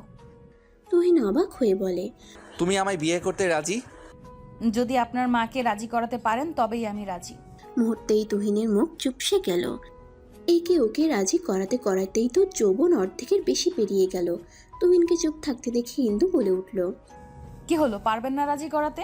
পারতে হবে, আমি মাকে রাজি করাবো। আচ্ছা, তাহলে আমার আপত্তি নেই। আচ্ছা, হঠাৎ করে তোমার সুবুদ্ধি উদয় হলো কোথা থেকে? মানে? না মানে এই যে রাজি হয়ে গেলে বিয়ে করতে। তার মানে রাজি না হওয়াই ভালো ছিল? আচ্ছা বেশ, আপনাকে আমি বিয়ে করব না। এই না না না, আমি ওভাবে বলিনি। প্লিজ মত পাল্টিও না। আচ্ছা শুনুন, ফ্রেশ হয়ে নিন। হসপিটালে যাবেন না? হ্যাঁ যাব। বাসায় যাবেন কবে? কয়েকদিন পর যাব। আপাতত আমার ফ্ল্যাটে গিয়ে উঠব।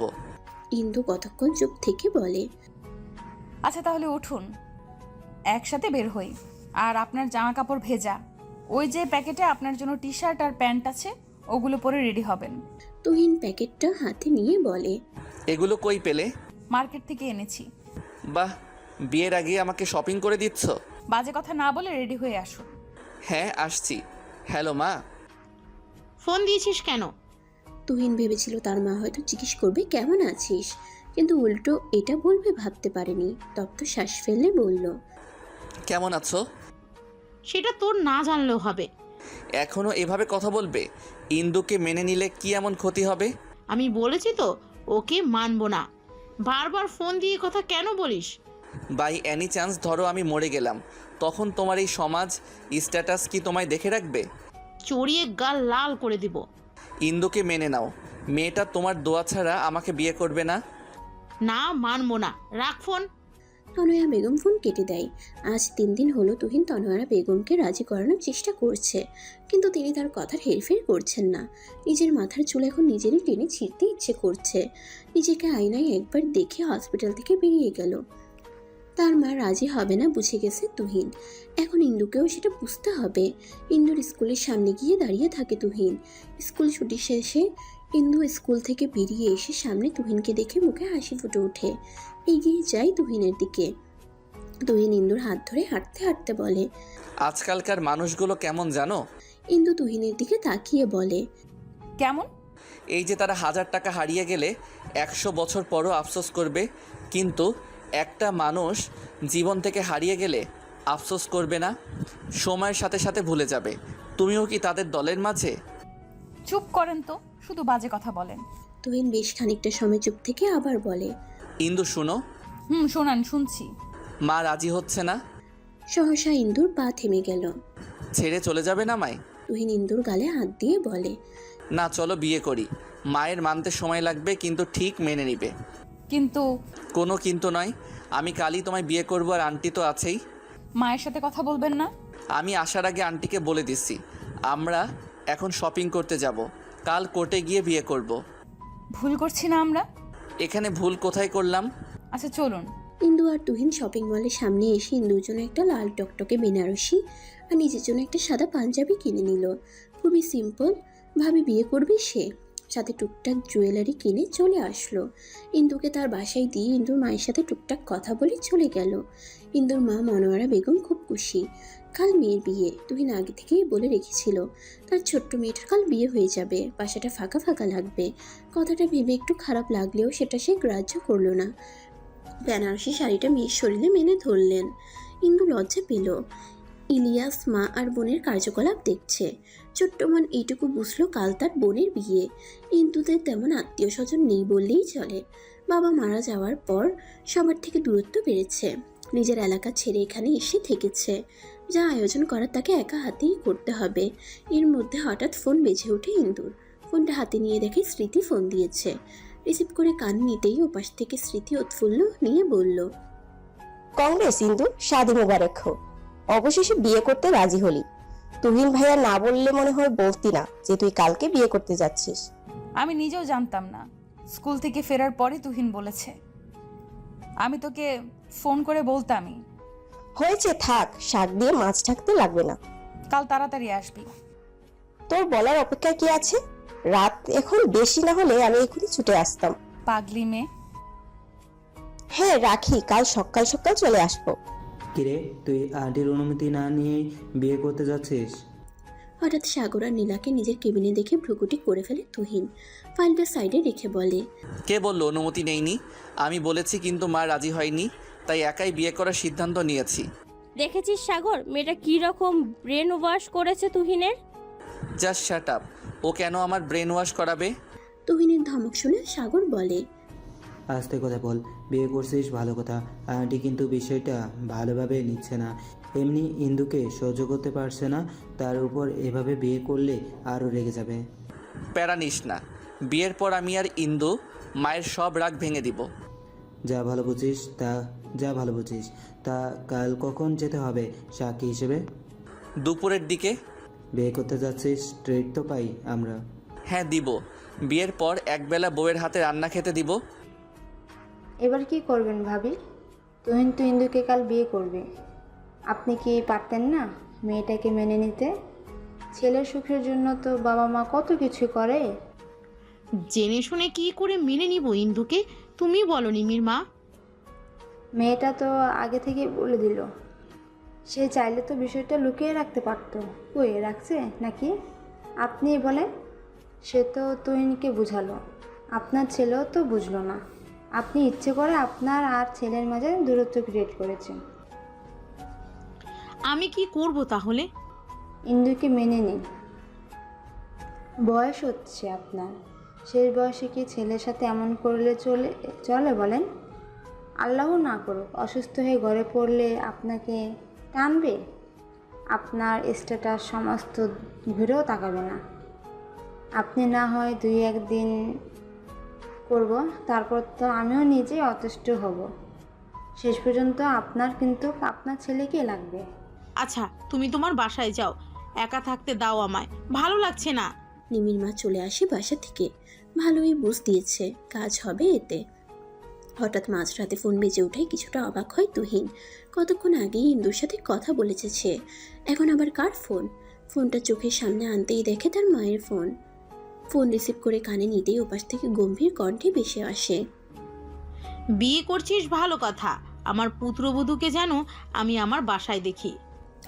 কথাটা সত্যি শুনলো নাকি তুহিন, সেজন্য হাতে একটা চিমটি কাটে। না, সত্যিই শুনেছে। সত্যি বলতেছো? না, মিথ্যা বলছি। জানি আমার মা মিথ্যা বলে না। আচ্ছা, তোমাদের মেয়েদের মন এমন কেন মা? কেমন? এই যে হুটহাট কখন মন বদলে ফেলো বোঝাই যায় না। বিয়ে করতেছিস কাল, বিয়ের পর বুঝতে পারবি। হ্যাঁ তা ঠিক। একটা কথা বলি মা। কি? পৃথিবীর মধ্যে সবচাইতে সুখী মানুষটা কে এখন জানো? কে? তোমার ছেলে তুহিন। আল্লাহ হঠাৎ করে জীবনটা পাল্টে দিল। কয়েকদিনের ব্যবধানে জীবনের সব ইচ্ছেগুলো এক এক করে পূরণ করে দিচ্ছে। এটা মিরাক্কেল না বলো? মন থেকে আল্লাহর কাছে কিছু চাইলে তিনি কখনোই খালি হাতে ফিরায় না। কাল বিয়ে, এখন ঘুমা। বিয়ের শেষে এক মুহূর্ত দেরি না করে ইন্দুকে এ বাড়িতে নিয়ে আসবি। খুব শীঘ্রই দেখা হচ্ছে মা। ইন্দুকে নিয়ে ফিরছি কাল তোমার কাছে, ভালোবাসি মা। পাগল ছেলে। উদাস মুখে বসে আছে ইন্দু। একটু পর বিয়ে করতে যাবে, অথচ কেমন যেন লাগছে। ইন্দুর মা ইন্দুকে পর্যবেক্ষণ করে বলে, কি হলো, এইভাবে বসে আছিস কেন? ইন্দু নড়ে চড়ে বসলো। মা আমার কেমন যেন লাগছে। তুহিনের মা রাজি না বিয়েতে, তার অমতে বিয়ে মন সায় দিচ্ছে না। মনোয়ারা বেগম হাসি মনে মনে। ইন্দুকে তুহিন বলতে নিষেধ করেছে যে তার মা রাজি হয়েছে, সারপ্রাইজ দিবে।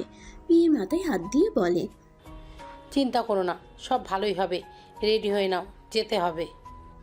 ইন্দু মাথা নাড়িয়ে রেডি হয়ে নেয়। স্মৃতি হেল্প করলো সাজাতে। আয়নার সামনে দাঁড়িয়ে বধূ সেজে নিজেকে দেখে অজানা এক শীতল ঠান্ডা হাওয়া বয়ে গেল শরীর বেয়ে। কখনো ভাবিনি এভাবে বউ সাজবে সে তুহিনের জন্য। তুহিনকে ইন্দু কখনো পাঞ্জাবি পরা অবস্থায় দেখেনি। আচ্ছা, কেমন লাগবে তুহিনকে পাঞ্জাবি পরা অবস্থায়? নিশ্চয়ই সুদর্শন লাগবে। কথাগুলো ভেবে আনমনে হেসে ফেলে ইন্দু। স্মৃতি ইন্দুর অকারণে হাসি দেখে বলে, বিয়ের আগেই এমন হাসি, বিয়ের পর কিভাবে হাসবি তাহলে? চল বের হতে হবে। ইন্দু হ্যাঁ বলে হাতে ফোনটা নিয়ে তুহিনকে মেসেজ দেয়। কাল রাতে বলে দিয়েছিল তার জন্য একগুচ্ছ কাঠগোলাপ আনতে, সেটা যেন ঠিক মনে করে আনে, সেজন্য মেসেজ দেয়। মেসেজটা দিয়ে স্মৃতি, ইন্দু, মনোয়ারা বেগম আর ইলিয়াস বেরিয়ে যায়। উকিলের চেম্বারের সামনে এসে দাঁড়িয়ে থাকে তারা। তুহিনের আসার নাম নেই। মিনিট 20 পর তুহিন ও তার ফ্রেন্ডরা আসে। ছেলেটাকে কল্পনায় ভাবার থেকে বেশি সুন্দর লাগছে। তুহিন ইন্দুর মায়ের কাছে গিয়ে কুশলাদি করে তাদের ভেতরে যেতে বলে। সবাই ভেতরে গেলে তুহিন ইন্দুর সামনে দাঁড়িয়ে এক পলকে তাকিয়ে থাকে ইন্দুর দিকে। মেয়েটার সৌন্দর্য দ্বিগুণ বেড়ে গেছে শাড়িতে। কথাতেই আছে শাড়িতে নারী। সরি ইন্দু, দেরি করার জন্য। আসলে মায়ের কাছে গিয়েছিলাম দেখা করতে। ইন্দু মাথা তুলে তাকালো, জিজ্ঞাসু দৃষ্টি নিয়ে বলে, কি বললো আন্টি? বলে দিয়েছে তার ছেলের বউকে যেন সোজা তার বাসায় নিয়ে যায়। সত্যি? হ্যাঁ সত্যি। আমার ফুল? তুহিন একদম ভুলে গেছে ফুল আনতে। এই প্রথম তার ইন্দু একটা জিনিস চাইলো, আর সে ভুলে গেল। ভুলো মনটাকে ইচ্ছে মতে চড়াতে ইচ্ছে করলো তুহিনের। আশেপাশে তাকালো। রাস্তার ওপাশে কয়েকটা ফুলের দোকান আছে, কিন্তু কাঠগোলাপের দেখা পেল না। ইন্দু, কাঠগোলাপ তো নেই, সাদা গোলাপে কি চলবে? হ্যাঁ চলবে।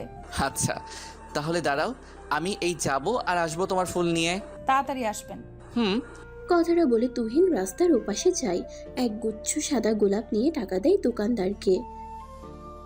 এর মধ্যে এক পিচ্চি এসে বলে, ভাইয়া আমার ফুলগুলো নেন, বেশি দাম না, মাত্র 50 টাকা। তুহিন দেখলো ছেলেটার কাছে 5টার মতন লাল গোলাপ। কিছু একটা ভেবে ফুলগুলো নিয়ে 200 টাকার নোট ধরিয়ে দিয়ে বলে, বাকি টাকা লাগবে না, তোমার কাছে রেখে দাও। আমার আর তোমার ওই যে আপুটার জন্য দোয়া করবে, আজ আমাদের বিয়ে। ছেলেটা মাথা নাড়িয়ে চলে যায়। ইন্দু দাঁড়িয়ে থাকতে থাকতে বিরক্ত হলো। রোডের এপাশ থেকে হাত নাড়িয়ে বলে, আর কতক্ষণ? তুহিন ফুল দেখিয়ে বলে, হয়ে গেছে, আসছি আমি। অনেকগুলো ফুল এনে তার প্রিয় তোমার হাতে দিয়ে বলল, আমি তোমাকে অনেক ভালোবাসি। এখন তাদের বিয়েটাও হয়ে গিয়েছে, তাদের সুখেরও সংসার হয়েছে, তারা অনেক সুখে আছে, তাদের জন্য দোয়া করবেন।